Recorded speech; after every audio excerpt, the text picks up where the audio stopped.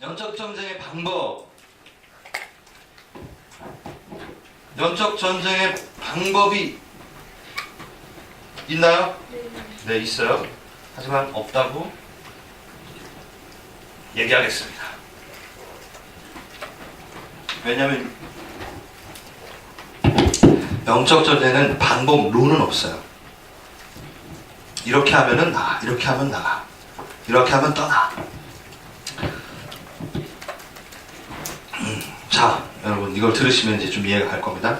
자녀라 너희는 하나님께 속하였고 또 그들을 이겼나니 이는 너희 안에 계신 이가 세상에 있는 자보다 크심이라. 우리가 이거는 많이 찾아서 봤던 구절인 것 같아요. 방법론에 대한 이야기. 여리고성 나아만 장군 다윗의 전쟁. 제가 영적 전쟁 요거 전에 잠깐 좀 제가 얘기를 할 게 있어요. 제가 영적인 어떠한 그런 전쟁의 상황들을 체험하고 겪게 되는 일들이 어렸을 때부터 있었다는 걸 제가 말씀을 드렸죠. 하지만 좀 더 실질적으로 제가 알게 된 거는 대학 때 제가 방언 체험하면서 제가 그 방에서 막 방언 통역까지 그리고 방언으로 막 찬양하고 제가 이 부분에 대해서는 명확한 이건 잘 일반화 시킬 수 없는 겁니다. 저의 체험이니까. 제가 그 기도실에서 제가 그 토론토 블레싱이라는 걸 알지도 못할 때였고 홀리 래핑 그거를 전혀 모를 때였어요. 네. 거룩한 웃음 뭐 이런 거. 저는 거기에 대학 때 제가 대학 때가 95년도니까 그때 저는 혼자 기도실에서 그걸 다 체험했어요. 혼자서.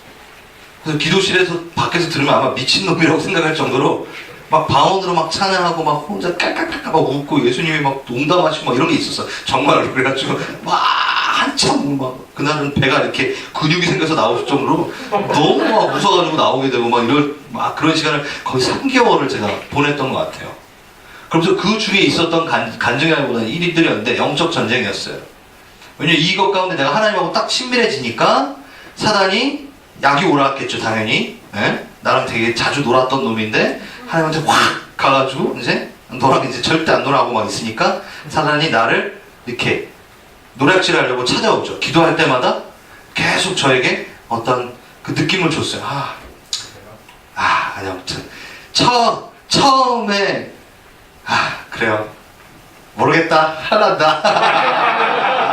처음에 제가 방언을 딱 받을 때 어떻게 받았냐면 영국에서 3년 동안 공부하고 온 형이 대학 그 사랑교회 대학부 제가 다녔었는데 형이 되게 뛰어난 성경 공부하는 형이었어요. 어떻게 보면 좀 우리가 그때 수준의 대학생이 얼마나 뛰어나겠어. 아무튼 대학생 때 우리가 보기에는 되게 멋진 선배 막 이렇게 부를 때였죠. 그 선배가 3년 동안 이제 영국을 갔다 왔는데 조금 사람들이 보기에는 이상한. 그래서 이렇게 앉아있다가 이렇게 영혼이 없는 것처럼 꼭 그래서 막 뭔가 듣고 막 이렇게 움직이고 막 이런 사람이 있어요. 그 형이었어요. 그래서 저를 만났어요. 제가 그때 찬양 인도자였고 그 형이 저한테 이제 왔죠. 접근을 했죠. 해가지고 막 나한테 밥 사준다고 하고 막 그리고 막 저를 이렇게 했어요. 그래서 형 잘 갔다 왔어요 하면서 하다가 갑자기 이렇게 있다가 승우야 지금 일어나야 돼. 네? 그래서 걸어가. 주님이 너한테 하실 말씀이 있어. 그러면 딱 식당에 지나가다가 갑자기 저 말씀을 딱 주는 거야. 나한테. 그 딱 보면은 거기에 걸려있는 식당에 걸려있는 뭐 이런 말들 있잖아요. 성경 구절. 그걸 딱 나한테 저 하나님 너 하실 말씀을. 나는 막 신세계야. 막 뭐야 이거. 이런 그런 게 없었거든요. 그래서 막 돌아다니면서 막 근데 그게 조금씩 맞는 게 있고 막 그게 너무 혼란스럽지만 너무 영적인 세계에 갈급하니까 뭐 재밌었던 거죠. 방을 받기 전에. 그랬을 때 그리고 나서 그 형이 나랑 같이 기도를 하러 올라가자. 그래가지고 기도를 올라가서 막 기도를 할 때 내가 방언을 달라고 기도한 게 아니었는데 그 형이 막 방언을 하다가 저도 같이 방언이 터진 거예요. 아이고 되게 위험해. 뭐가 방언이 터진 거야. 그래가지고 와 내가 방언 받았어. 막 너무 기뻐가지고 막 하고 내려오는데 우리 담당 목사님이 우리 대학 상부 담당 목사님 박준호 목사님이 딱 이렇게 보고 나를 보고 본 거야. 그러면서 어떻게 알아요? 그래요. 그래가지고 그 형이랑 다니는 걸 보고 목사님이 걱정이 된 거야. 나를 너무 아끼셨던 목사님이었으니까. 그래가지고 목사님이 나한테 전화를 한 거지. 그래가지고 걔가 그 형제가 어떤 말을 하냐, 나한테 어떤 말을 했냐면 조금씩 친분을 쌓은 다음에 뭐라고 했냐면 여기에는 리더들이 진짜 믿음이 아니라고 막 말하기 시작했고 목사님도 지금 가짜 믿음이라고 나한테 말하기 시작할 때였어요. 나는 막 어떤 체험 때문에 막 좋아가지고 막 이러고 있었죠. 근데 목사님이 딱 그 전화 하니까 목사님 믿음이 별로 없는 목사님이 나한테 전화하나? 막 이런 마음이 들었죠. 진짜로. 딱 전화했는데 차근차근 설명해 주시면서 영국 가가지고 왔는데 좀 안 좋은 상태고 그래서 교회에서도 좀 주시하고 있다. 이렇게 얘기를 딱 들은 거예요. 얼마나 혼란이 왔겠어. 내가 되게 의지했던 목사님이었는데 이 형은 또 아니라고 했는데 내가 이 형을 되게 의지하게 하는 순간 목사님이 전화 와서 딱 50대 50이 돼버린 거야. 너무 두려움이 있었죠. 그래가지고 딱 내가 방언 받은 거 어떡해. 너무 두려운 거야. 나 방언 받은 거. 근데 난 주님이랑 되게 친밀한 시간을 막 갖고 있었거든요. 그래가지고 내가 너무 힘들어가지고 막 내가 안 될 것 같아 그래가지고 막 기도실로 다시 막 가려고 하는데 전화가 온 거야. 전화가 왔어. 누구냐면 우리 누나의 리더였어. 그 리더는 나를 잘 모르지만 그때 전화를 계속 했대. 나한테. 내가 막 두려워가지고 떨고 있을 때. 근데 계속 아무도 통화하는데 계속 통화 중이었대. 그런데 누나가 전화를 받았어. 근데 얘기를 하다가 동생이랑 통화할 수 있냐고, 그 형이 날 알지도 못하는데 동생이랑 통화할 수 있냐고 그래서 통화를 했어. 근데 기도를 하면서 호정이 동생한테 전화를 하라고 하셔서 계속 전화했대. 이게 뭐야? 그래서 전화를 하니까 내가 이 상황을 말씀드렸어. 그러니까 목사님도 너무 잘 알고 이 형도 너무 잘 아는 중립자의 어떤 한 사람을 하나님이 딱 세우신 거야. 그래서 하나님에게 말씀을 전해주신다고 하시면서, 전한다기보다는 그렇게 안 하지만 편하게 잘하고 괜찮다고, 그리고 내일 보자. 그리고 이제 끝난 거야. 근데 내가 정말 단순했어요. 그리고 잤어요. 정말로 되게 단순했던 것 같아. 그래서 평안함으로 또 일어나가지고 그 형 만나면 뭔가 해결책이 있겠지? 그래서 막 가가지고 형을 만났어요. 형이 만리장성 가가지고, 한국에 있는 만리장성 여기 말고, 그래서 그 짜장면과 짬뽕과 이런 걸 막 먹고 그 다음에 막 많은 얘기를 하고 이제 나 혼자 다시 된 거야. 근데 내가 점검을 받고 싶은 마음이 있잖아.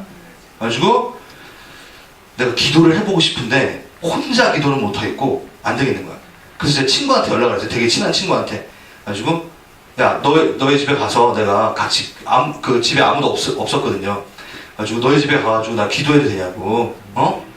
그래, 그럼 와, 그럼 같이 기도하자. 그래서 갔어요. 가가지고 내가 지금 방언을 받은 거 알잖아. 근데 나 너무 기쁘고 좋은데 이게 정말 하나님의 방언이 아니면 나는 이제 버리고 싶어. 이게 우리 사단 방언만 이런 것들 있잖아요. 난 한 번도 본 적은 없지만 그런 게 있다면 난 싫어. 막 이렇게 한 거죠. 그래서 제가 그 친구 방에 저는 혼자 들어가고 그 친구가 이러는 거예요. 내가 방 밖에서 기도해줄게 같이. 그래가지고 방 밖에서 기도해준다고 그랬고 난 들어간 거예요. 네, 들어가서 제가 막 기도를 하는데 무섭잖아, 좀 두렵잖아. 그때 막 역전쟁이나 이런 거 잘 모르고 그럴 테니까. 그래도 참 여러분, 무서우면 불 켜고 기도하면 되잖아요. 근데 난 불을 또 끄고 뭐라 그래야 되냐, 이게 습관이라는 게 참. 그리고 좀 무서우면 눈 뜨고 기도하면 되잖아.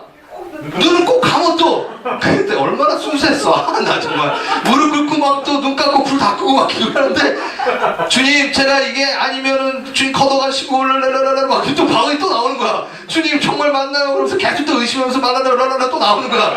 아니 도대체 이거 어떻게 하지? 그러면서 막 하는데 갑자기 제가 두려움이라는 게 내 안에서 이렇게 확 발생된다는 게 느낄 정도로 두려움이 확 왔어요. 와, 이거 어쩌면 아닐 수도 있어 라는 내 안의 결론을 딱 내리자마자 어떤 일이냐면, 뒤에서 정말 제가 그렇게, 그때는 처음이죠. 정말 쎄하고 추운 기운이 나를 확 덮는 거야. 이렇게 확 덮는 거야. 지금도 소름이 끼치네. 지금 그냥 눈 뜨면 되는데 또 안 되잖아. 예수 그리스도 이름으로 예수 기도가 아니라 예수 그리스도 이름으로 기도했다. 아멘. 이것 가지고 해야 되고. 이 습관. 눈 감고 예수 그리스도 이름으로 기도했습니다. 아멘. 눈을 떴어요. 너무 무서워. 그리고 불을 딱 켰어요. 아무 일도 없죠. 근데 너무 두렵고 막 떨린 거야. 그래가지고 방문을 탁 열었어요. 친구가 없는 거야. 어디 갔어? 그래가지고 그럼 어디 있어? 그러니까 안방에 불이 켜져 있고 딱 들어가 보니까 이불을 뒤집어서 덜덜 걔가 떨고 있는 거야. 그걸 같이 느낀 거야. 기도를 하는데. 그래가지고 내가 침대에 올라가서 이불 피고 의부를 더 하고 야 너 왜 그래? 그러니까 야 너 느꼈어? 나 느꼈어. 막 우리 어떻게 하면서 대학 때니까 어떻게 우리 안 되겠다. 다시 기도하자. 그래서 우리 기도를 딱 시작을 하는데 일반화시키지 마십시오. 그런 일이 있었으면 그거는 하나님께서 아마 우리에게 어떤 그런 게 있을 것 같아요. 막 기도하면서 있는데 모르겠어요. 저도 두려웠지만 저는 담대하게 또 막 외치기 시작했고 그 친구가 어떤 체험이 더 없으니까 너무 두려워한 거예요. 그래서 갑자기 걔가 이상한 말을 하기 시작해요. 걔 목소리도 아니었고 걔 말소리가 이상한 말로 막 되게 카랑카랑진 막 되게 쎄 소리가 나는 걸로 막 말해가지고 깜짝 놀라서 눈을 딱 떴는데 저는 사람의 얼굴이 근육이 그렇게 움직일 수 있다는 걸 처음 봤어요. 막 이렇게 하면서 뭐라고 나한테 하는 거야. 영적 전쟁의 실제를 제가 봤죠. 이게 제가 그때 어떻게 한 줄 알아요? 너무 잘 모를 때잖아. 너무 무섭고 화가 나는 거죠. 이러는 거야. 너무 놀래고 이걸 어떻게 할까? 그리고 또 내가 좀 싸우는 그런 기질이 있으니까 이거를 가만 놔두면 안 되겠다는 생각이 들고 그게 분노가 확 일어나면서 뭐라냐면 정말로 예수 그리스도 면허를 물러갈지라 하면서 뭐 이 말을 팍 쳤어요. 정말 세게. 정말 팍 맞고 침대 밑으로 나가 떨어졌어. 그래가지고 막 다가 예수를 면허를 정신 차려! 그래서 막 땅에 때리고 막 바로 안차를 시작했어요. 그게 내가 얼마나 아파. 그러면서 일어났죠. 네. 너무 웃기죠?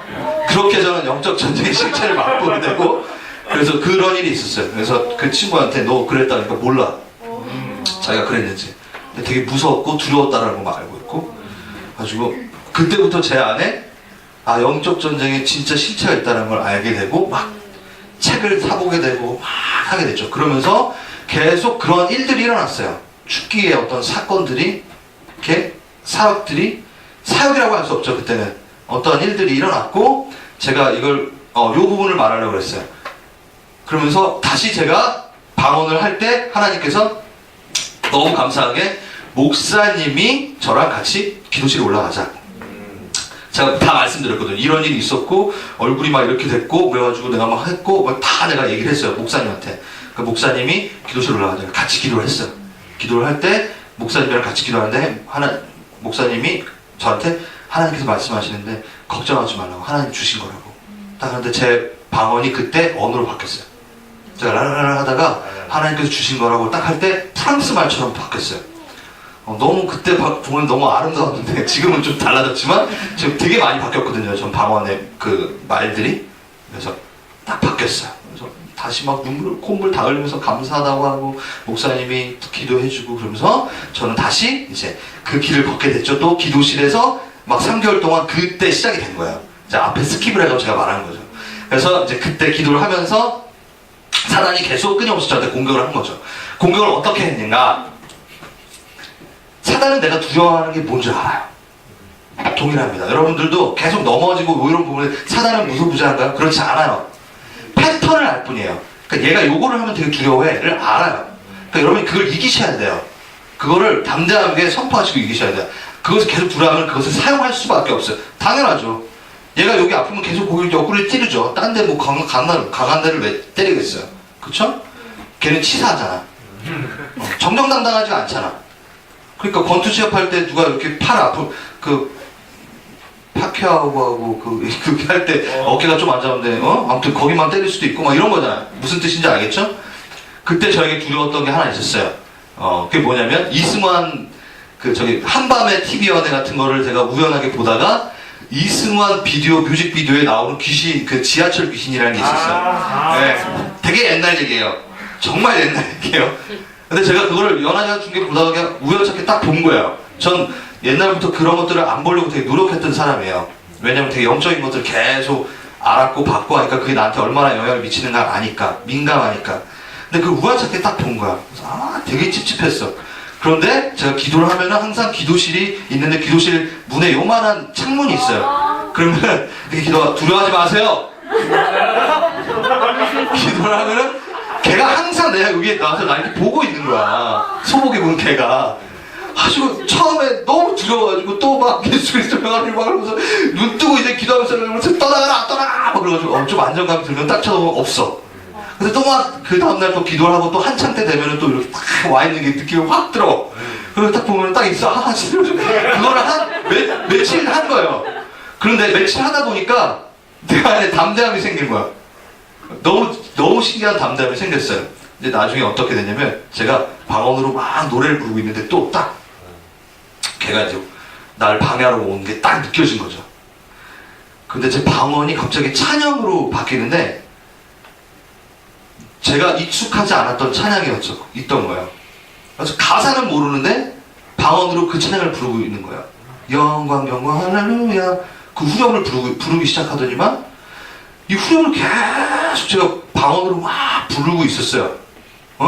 그리고 나서 앞에 가사가 있는데 가사는 난 머리는 모르잖아요. 근데 그 음은 생각이 나는데 계속 방언으로 그게 나오는 걸 내가 알았어요. 그런데 그 찬양을 하는 순간 걔의 존재가 완전히 잊어버려진 거죠. 네. 그래가지고 나는 걔가 이게 찬양 다 끝나고 나는 뭐가 궁금했냐면 이 찬양이 도대체 뭐지? 막 궁금한 거야. 그러니까 찬송가를 막 뒤졌어요. 그래서 이게 뭐더라 맞아 영광 영광 할렐루야 이게 뭐지? 이 가사가 뭐지? 대학생이니까 찬송가 잘 안 부르잖아요. 그게 무슨 찬양인지 아세요? 마귀 들고 싸울지라 제약 버스는 그 찬양인 거예요. 영광 영광 할렐루야 그 찬양인 거예요. 근데 보면서 오 너무 소리 들려 주님. 그래서 찬송가를 제가 되게 좋아하는 게 뭐냐면 많이 불려왔던 그런 뭐랄까 영적인 어떤 그런 탄탄한 영향력이 쌓인 것 같아. 나는 그런 부분이 분명히 있는 것 같아. 찬송가는. 그래서 그걸 보고 내가 우와 너무 좋은 거죠. 그래서 걔의 존재가 사라진 걸 보고 아 이거구나. 내가 걔랑 싸우지 말고 찬양하면 되겠구나. 너무 간단한. 그래서 딱 걔가 오면은 저는 이제 뭐 물러가기만 해. 이거 안 하고 그냥 영광 막 들고 와서 그 찬양 맨날 부르는 거야. 그거 끝나면 벌써 믿음이 확 생기는 거야. 뭐라고요? 믿음보다 찬양이 앞섭니다. 그래서 그 찬양의 가사가 내게 되는 거야. 그 믿음의 선조들의 그 가사가. 그러면서 걔가 떠나가는 걸 내가 봤어요. 그래서 나중에는 어떤 정말 이제 제가 정말 웃긴 걸 딱 오죠. 그럼 내가 왔냐? 그러면서 되게 신경도 안 쓰고 영광 할렐루야 재밌는 거야 이제는. 걔가 왔는데 내가 무시하고 안 놀아주는. 그래가지고 걔가 삐쳐서 가는. 그 시나리오가 나에게 너무 재밌어지는. 그 이후로 걔는 이제 안 왔죠. 내 마음 가운데 내 두려움으로 자리 잡지 못하죠. 걔는 나의 두려움이지 않죠. 그 그림도 그것도. 여러분들이 그렇게 하나하나 두려움을 내어 던지시고 하나님 나아가시길 바랍니다. 네. 그러면서 영적 전쟁의 방법에 대한 얘기를 하면서 이걸 왜 얘기했냐. 그러면서 제가 방법이 생겼어요. 주기사역을 하면서 첫 번째는 욕을 하고 두 번째는 욕을 하고 기도하면서 방언을 받기 원하는 친구들이 자꾸 저하고 기도하면 방언이 나오니까 왔어요. 그러면 순서가 있었고 뭐가 있었어요. 그리고 그 시간 가운데 뭐 이렇게 악한 영을 내쫓고 막 이런 것들이 있었어요. 있으면서 내 안에 뭐가 생겼냐면 방법론이 생겼어요. 요렇게 하면 돼. 요렇게 하면 돼. 맨 처음엔 됐어요. 근데 점점 시간이 갈수록 되지 않고 실패하는 시간들이 많아지고 사단이 안 나가는 것들이 많아지고 귀신이 안 나가는 것들이 많아지고 제 안에 점점 문제가 있다는 걸 알게 됐어요. 뭘까? 그것이 바로 예수님을 의지하지 않은 방법론이에요. 영적 전쟁의 방법은 없습니다. 그분만을 의지하는 게 바로 유일한 방법입니다. 자, 그래서 제가 이거를 꺼낸 거예요. 여리고성은 큰 성을 물리치는데 방법론으로 쓰일 수 있었지만 하나님 그걸 원하시진 않았겠죠. 우리가 여리고성을 되게 어떠한 뭐 땅 밟기나 뭐 이런 거 할 때 제일 많이 쓰잖아요. 그쵸? 그 룰을 나중에 하겠지만 여러분 예수님께서 그 방법을 주신 이유는 뭘까요? 7번 돌고 소리 지르더니 무너졌어. 나아만 장군 기억하나요? 네, 나아만 장군이 문둥병이 있었고 그걸 고침을 받기 위해서 그게 열왕기 하에 있죠. 5장에 있죠. 아람 군대 장군이 그렇죠? 그래서 엘리사에게 왔는데 요단강에 들어가서 7번 씻어라. 자, 7번 씻어서 그가 나왔는데 문둥병이 고쳐졌죠. 순종함으로. 그쵸? 자, 이 방법이 있었고, 예, 아무튼 이 두 개만 본다고 하면은, 하나님께서 이 방법을 주신 이유가 뭔가요? 이 방법으로는 성이 무너질 수 없어요. 그래요? 맞아요. 문둥병 걸린 사람이 요단강에 일곱 번 들어갔다 나오면 원래 고쳐질 수 없어요. 그쵸? 맞나요? 하나님께서 방법을 제시한 건요, 이 방법으로는 될 수 없다라는 걸 말하기 위해서 방법론을 제시한 거예요. 좀 심오한 말이죠. 하나님께서 성경에 많은 방법을 제시할 때는 이거 갖고 절대 될 수 없는 방법을 제시하고, 이 방법, 룰 때문에 된 게 아니라 내가 했기 때문에 됐다는 걸 가르쳐 주시기 위해서 방법을 제시하실 때가 있다는 거예요. 그럼 우리가 그것을 하고 나서, 소장자님 이해됐어요? 오케이. 아니, 지금 계속하면서 처음으로 못 이렇게 표정이 뭐냐면, 우리가 방법론을 택할까봐, 그럴싸한 방법론을 택할까봐 방법론을 주시고, 이 방법으로는 절대 될 수 없는 방법을 주신다는 거예요. 이해되셨죠? 네. 그렇기 때문에 우리는 그 방법론을 사용하는 게 아니라 어떠한 방법으로도 될 수 없는 그것에 대해서 깨닫고 하나님을 의지하기 위해서 방법론을 주신 거죠. 오케이. 말을 계속 반복되는데도 저도 뭔 소리인지 모르겠네요, 갑자기. 방법론을 주신 것은 이제 아닌 하나님의 방법은 불가능하고 하나님이 하신다는 걸 가르쳐 주시기 위해서 방법을 주십니다. 그러면 우리가 그 방법을 쓰는 게 맞나요? No. 쓰면 안 된다는 거. 그것을 의지하지 말라는 얘기인데, 그 방법을 계속 쓰는 것은 아니죠. 그러면 몇 때마다 물어봐야 되는 거야. 자, 내가 요거를 넣었구나. 여기다 넣었구나. 아이고. 바티칸에 있는 베네딕토 16세죠. 이게 그 전 교황이죠. 바티칸이 귀신 쫓아내는 가정용 키트를 출시하였습니다. 네. 여러분, 요게 되게 유명한 그 사이트라 그러던데, 외국에서는. 그래서 이게 이제 인터넷 홈쇼핑. 뭐라고? 킷이 뭐냐면, 그리고 퍼스트 킷이라고 그러나? 그렇죠. 에이드 킷은. 그러니까 응급용 킷. 네, 그러니까 응급상자. 네. 구급상자를 파는 거예요. 얼마에? 유로 660불에. 666에. 되게 웃기지 않아? 제가 여기에 있는 기사를 읽어드릴게요. 자가용 축기, 그러니까 집에서 쓰는 축기용 키트 666유로에 판매합니다. 종과 책, 설명서가 들어있는 촛불, 교황이 직접 축복한 특별한 성수가 담긴 병으로 구성되어 있습니다. 홈쇼핑 촛불에서 구입이 가능하고, 키트는, 이제 설명하는 거예요. 키트는 귀신이 들렀지만 그것들을 처리할 시간이 없는 사람들에게 정말 축복인 거죠. 그리고 이제 신부가 도착하기 전까지 오랜 시간을 기다릴 필요 없이 안락한 상태에서 귀신을 쫓아낼 수 있습니다. 바티칸의 엑소시스트장 가브리엘 아모스 신부가 이렇게 얘기하였다. 키트를 출시한 이유는 귀신 들린 사람들의 수가 많이 늘어나고 있는데 바티칸의 비상 서비스가 부담을 많이 느끼기 때문이라고 말했습니다. 사단이 요즘 아주 바쁩니다 라고 아모스 신부가 말하면서 엑소시스트로서 이 키트로서 우리는 엑소시스트로서 열심히 뛰어다니지만 가끔 지쳐 쓰러져서 아무것도 못합니다. 그런데 이 가정용 엑소시스트 키트가 해결책이 되어줄 것입니다. 666유로, 그러니까 한국 돈으로 80만 원이에요. 이것으로 영혼을 정결하게 하는데 저렴한 금액이지 않습니까? 완벽하게 귀신이 쫓아나가지 않는다면 환불해드립니다. 예, 환불 되게 많이 했을 것 같아요. 아무튼 진짜로 인터넷에 팔았다니까. 면제부를 파는 거랑 뭐가 틀려요? 아무튼 되게 웃긴 짓을 하는 거죠. 얘네는 방법론을 쓰는 거죠. 예수는 하나도 없습니다. 여기 어떤 thing, 성수, 막 성수 뿌리면 막 이런 영화를 많이 봤어. 십자가, 이 부적처럼. 네. 방법은 없습니다. 자, 그럼 우리의 경험은 나쁜 것인가? 그 방법을 통해서 우리가 하나님께로 받았던 그 은혜와 방법들, 그 경험들이 나쁜 것인가? 그렇진 않아요.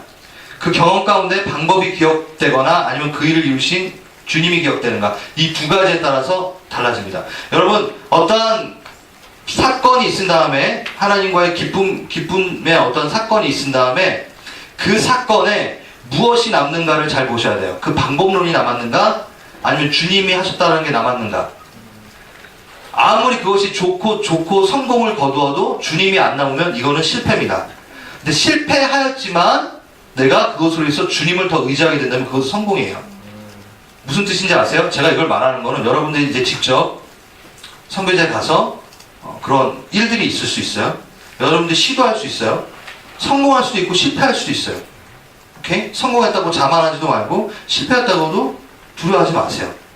오케이? 그 안에 주님이 계시는가 안 계시는가를 체크하시고 다시 시도하시면 되는 겁니다. 그리고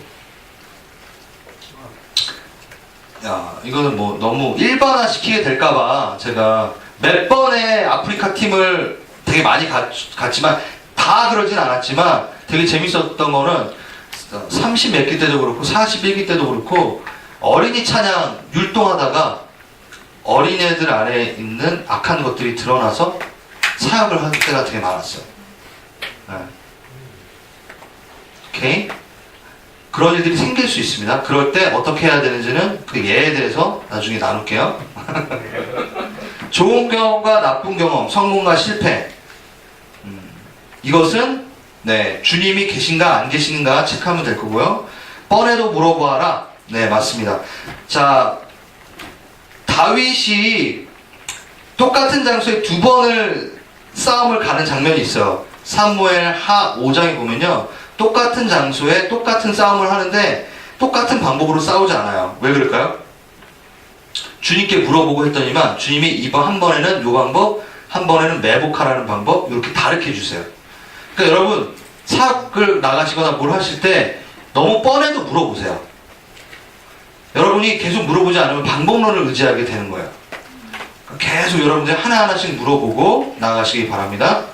영적 전쟁에는 방법이 없다. 그 싸움의 최고 사령관은 이곳 최고 사고의 작전이신 장교이신 오직 예수님을 의지하면 되기 때문에. 오케이.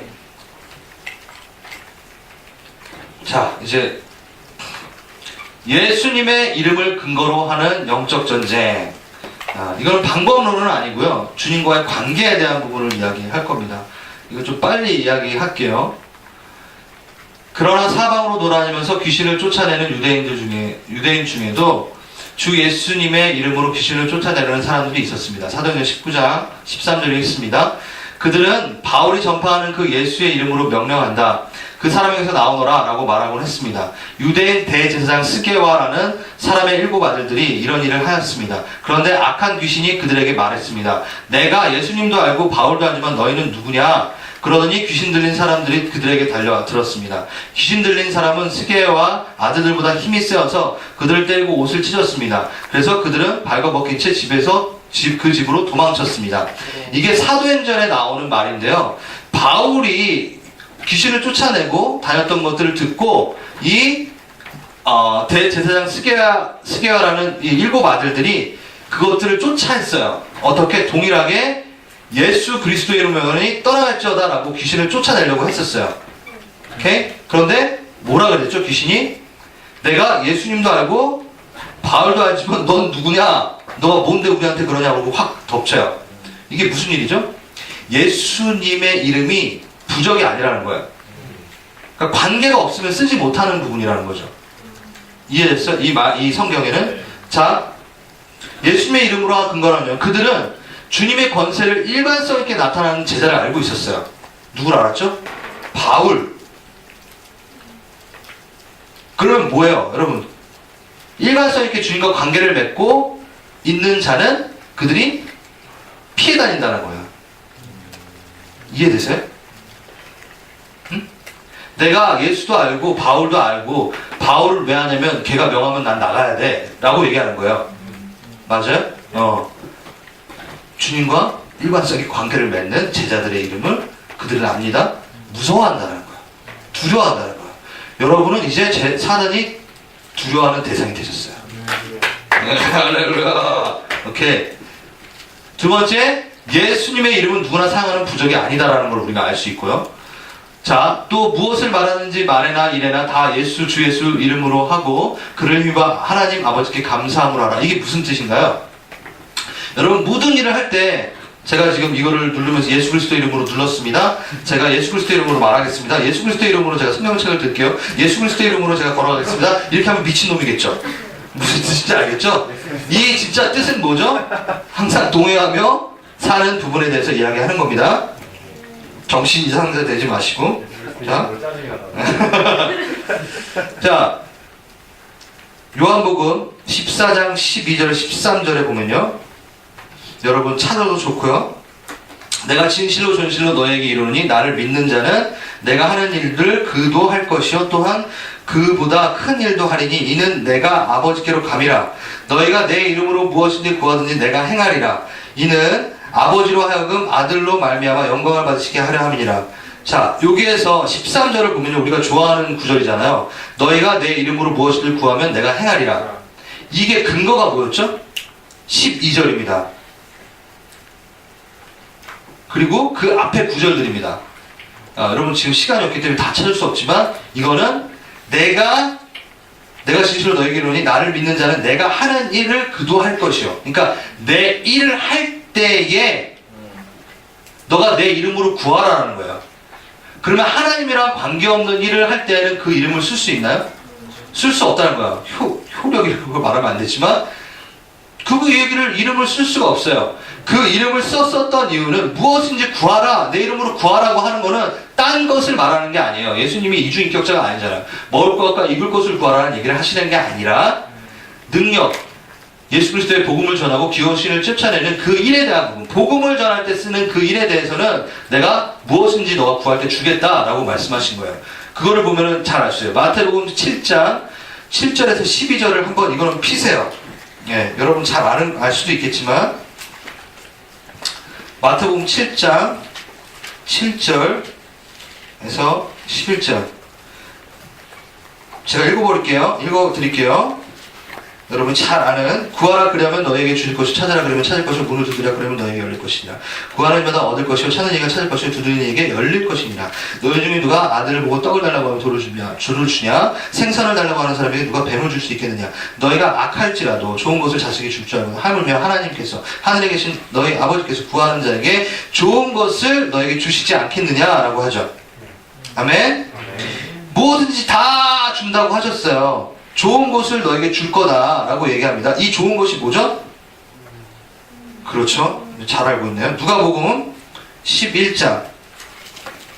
그게 연관되어 있는 구절인데요. 똑같은 구절이 나오는데 11장 13절 너희가 악할지라도 좋은 것을 자식에게 줄 줄 알거든 하물며 너희 천부께서 구하는 자에게는 뭘 준다고요? 성령을 주시지 않겠느냐. 자, 여러분, 너가 내 이름으로 무엇인지 구하라 라고 말한 거는요, 먹을 거나 입을 거나 이것에 대한 육적인 이슈에 대한 부분을 얘기하신 게 아니에요. 근데 우리는 자꾸 이것을 착각할 때가 많은데, 예수 그리스도의 이름으로 그것을 구하라고 하는 것은 예수 그리스도가 승리한 일에 대한 부분을 말씀하신 거예요. 제가 여러분이 간단하게 시간이 없으니까 간단하게 그냥 예로 들고 끝날게요. 제가 제 이름으로 되어 있는 카드를 주면서 우리 인형 형제님에게 주면서 이거 갖고 우리 학생들 다 먹게 닭 좀 사오세요 라고 했어요. 인형 형제님이 그걸 갖고 뭘 사와요? 닭을 사와요. 그걸 제가 한 번, 두 번 하다가 이번에는 제가 좀 비싼 거지만 다 같이 우리가 뭐 삼겹살을 먹게 좀 사오세요 해가지고 딱 줬어요.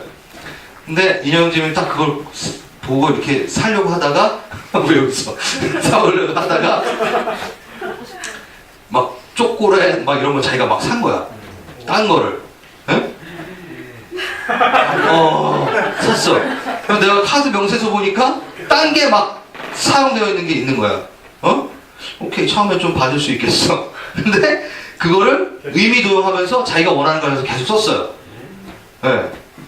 아빠의 입장으로서, 내 입장으로서 만약에 내가 아들과 그 아빠의 관계라면 뭐 어떻게 하겠어요? 면담 들어가고 카드를 끊겠죠. 내 이름을 사용하는 것을 끊겠죠. 왜? 내 이름으로 얘가 그걸 갖고 술집 가가지고 술 먹고 이렇게 하는 것에 대해서는 내가 용납을 할 수가 없으니까. 이해되시겠어요? 간단합니다. 예수 그리스도의 이름으로 뭐든지 구하라는 거는 다 구하라는 게 아니에요. 하나님하고 통한 것만. 하나님이 그걸 결제할 수 있는 그 내용에 대한만 쓰는 거예요. 오케이.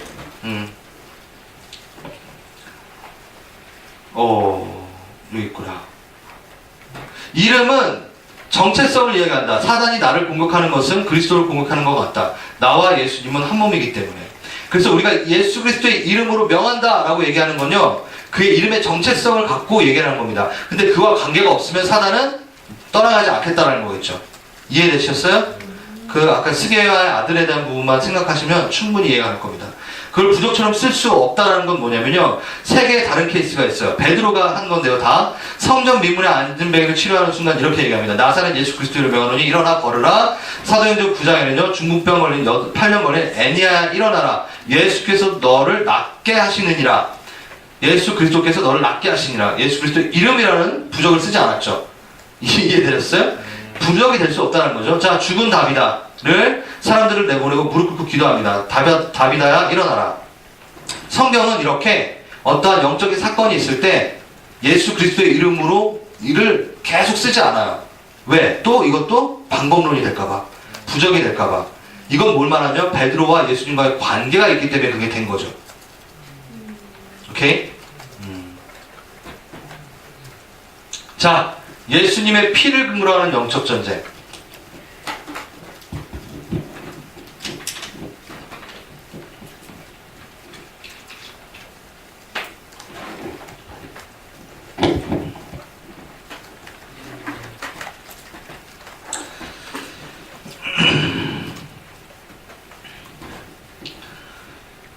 또 우리 형제들이 같이 읽어볼까요? 시작. 또 우리 형제들이 어린양의 피와 자기들이 증언한 말씀으로써 그를 이겼으니 그들은 자기들 생명을 아끼지 아니하였도다.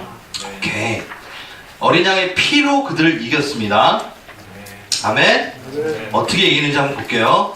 영적 전쟁하면 떠오르는 주의 보혈 능력이 또다. 주의 피 믿고. 그래서 우리는 그 피를 어떻게 하죠? 이쪽에다 바르고 뿌리고 막 난리를 피죠. 막 예? 피 갖고 막 별짓 다 하죠. 여러분, 이게 무슨 무속신앙적인 거예요.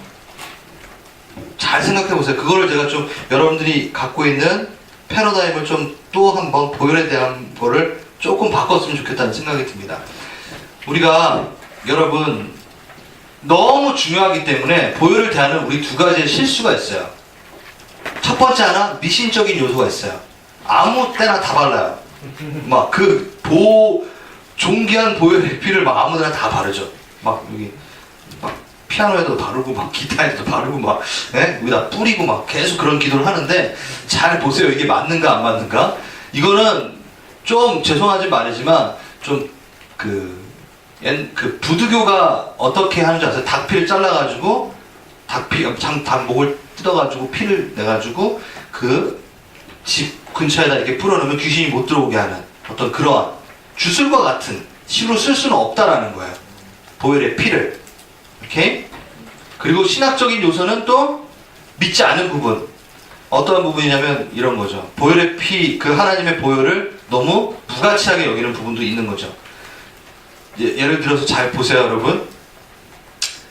6월절 어린 양의 피, 그 보혈을 문지방에 발랐습니다. 출애굽하기 전에.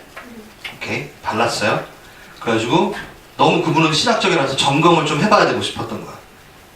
그래가지고 정말 보호를 받나 안 받나 이렇게 바른 다음에 사람이 죽었나 안 죽었나 이렇게 돌아다녀 봤어요. 그 사람은 어떻게 되죠? 죽죠. 밖에 있으니까. 무슨 뜻이냐면 내가 이 보혈에 의지하고 들어간 것에 대한 부분을 너무 뭐랄까 경홀히 여길 수 있는 부분이 분명히 또 있다는 거, 두 가지를 균형을 이루어야 된다는 걸 말씀을 드리는 거예요. 그 뒤에 제가 뒷받침하겠습니다. 내가 보혈의 그 안에 근거해서 들어가면은 또 하나 부분이 있어요. 밤새도록 그 저녁에 장자가 죽어나가는 어떤 소리가 들렸을 거 아니에요. 그래서 그 보혈에 의지하여 들어간 사람이, 한 사람은 예수님이, 그때는 이제 예수님이라고 딱 모르지만 지금 우리의 입장에서 예수님께서 우리를 보혈하는 가운데서 안전하게 하신다라는 믿음을 갖고 푹 자는 사람이 있을 거고, 또 어떤 사람은 이게 효과가 있을까 없을까 하면서 두려워 떨면서 뜬 눈으로 밤을 지새고 그 시간을 보낸 사람이 있겠죠. 그리고 그 아침이 돼가지고 딱 나왔어요. 둘 다 살긴 살았어요. 근데 둘 다 모습은 틀려요. 누구는 잠을 못 자고 초췌한 모습으로 그것을 누렸고, 어떤 사람은 자면서 평안함으로 누렸고. 제가 무슨 말씀을 드리냐면요, 우리가 보혈을 의지한다라는 것을 할 때 두려움으로 그것을 반응하지 않고 완전히 임해서 하나님의 보혈 가운데 의지하여서 들어가 있는 것, 그것이 너무 중요하다라는 거예요. 그거에 대한 부분을 이제 뒷받침해서 얘기를 하겠습니다. 그래요. 너무 많이 들어왔기 때문에 그 중요성에 대한 태도가 무뎌지고 둔해질 수 있지만, 하지만 그것은 우리의 태도의 문제고 예수의 피는 정말 중요한 것입니다. 먼저 피에 대한 고찰을 좀 해볼게요. 성경에서 정의하는 피에 대한 정의는요, 육체의 생명은 피에 있음이라, 몸의 생명은 피에 있기 때문에 또 나는 제단 위에 너희 죄를 씻는데 쓰라고 피를 주었다. 피가 곧 생명이기 때문에 피를 죄를 씻을 수 있을 것이다. 제가 좀 재밌는 얘기 해드릴게요. 피에 대한 부분에 대해서 제가 얘기를 했는데, 피가 몸의 세포에 끊임없이 물과 산소를 양분을 공급해주며 생명을 유지할 수 있다고 우리는 알고 있다. 혈액이 약 10만 킬로미터에 달하는 체내의 수송만을 통해 혈관 속에서 흐르고 있다. 약 1000회 정도 온몸을 순환한다, 하루에. 장난 아니죠, 피가. 그리고 몸 밖에서는 스스로 빨리 엉겨붙는 응고 시스템을 가지고 있다. 몸속에서는 이 기능이 없다. 이 기능이 생기면 그것이 혈전이다 라고 얘기하는 의학적인 근거를 제가 대면서, 그냥 의학적으로 봐도 피라는 것은 중요한 신비한 물질일 수 있어요. 왜냐하면은 여자의 난자와 남자의 정자가 다 18세기 이상이죠. 정자가 만났을 때 그 난자와 정자에는 피가 있을까요? 없어요, 의학적으로. 그런데 그 두 개가 만나는 순간 뭐가 생겨요? 피가 생겨요. 그래서 피는 생명이라고 얘기하는 거예요. 너무 신기하죠? 인체의 신비. 그래서 이거를 몰랐던 미국 문헌에 보면요, 1799년 미국 초대 대통령이었던 조지 워싱턴은 감기, 후두염으로 인해 의사를 초빙하게 됩니다. 당시 피의 중요성을 알지 못하던 의사는 당시 치료법대로 대통령의 피를 3번에 걸쳐 1리터씩 뽑아버렸어요. 네, 이 일로 결국 워싱턴은 사망하게 되었는데, 피의 중요성에 대한 무지, 고대 중세에 병에 걸리면 나쁜 액체를 빼낸다고 해서 고열치료, 열이 많이 나오면 방열 치료를 했대요, 고대 중때는. 그래가지고 나쁜 피를 뺀다고 해서 그냥 막 뺀 거야. 그리고 나서 인류는 그러네요. 자, 레위기에는 육체의 생명은 피에 있음이니라 나와있죠. 이게 AD 1900년, 120년 전 겨우 피라는 것을 우리가 이제 알았는데, 아주 위대한 발견을 하면서 레위기에는 BC 1400년에 기록되어 있는 육체의 생명은 피에 있음이라는 걸 알지 못한다는 거죠. 성경은 이미 말하고 있는데 그걸 우리가 깨닫지 못하니까 그런 어처구니없는 실수를 했다는 거죠. 제가 지금 이걸 말하는 건요, 뭐냐면요, 피는 생명이라는 거예요. 그거를 우리가 지금은 성경을 통해서 익히 알고 맞다라고 하고, 여러분 의학 지식 때문에 피가 되게 중요하다고 생각을 하잖아요. 근데 조지 워싱턴이 있었던 그때만 해도, 120년 전만 해도 뭐라고요? 피가 우리에게 그렇게 중요하고 생명이라는 걸 몰랐다고. 그러니까 이 얘기는 그냥 왜 피가 생명이야? 라고 얘기할 수 있었던 때라는 거예요. 좀 감이 잡혀서 욥기 우리가 했던 거랑 똑같아요. 그래서 피가 생명이라는 게 우린 너무 당연한데, 정말 당연한데, 피가 생명입니다. 오케이? 하나님께서 생명이라는 것을 표현하실 때 피라는 물질을 사용하신다. 죄로 인한 하나님과의 관계의 끊어짐은 곧 죽음을 말하는데, 죽음? 그것은 사망으로 이어지기 때문에, 죽음은요, 그 사건이에요. 딱 꼴까닥이 죽음이고, 그리고 사망에 거하는 거죠. 오케이? 이렇게 제가 구분을 할게요. 사망이게 생명을 대표로 하는 피로서만이 갚을 수 있게 되죠. 그래서 우리는 죄로 인해서 사망 안에 거했기 때문에 뭘로만이 생명을 얻을 수 있다? 피값으로만이 다시 생명으로 나올 수 있다 라고 하는 게 성경에 말하는 근거예요.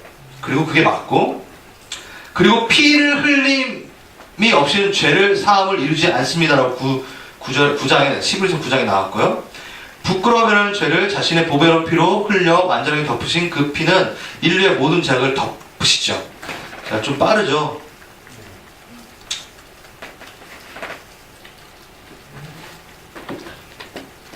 제가 좀 늦더라도 다시 천천히 가겠습니다.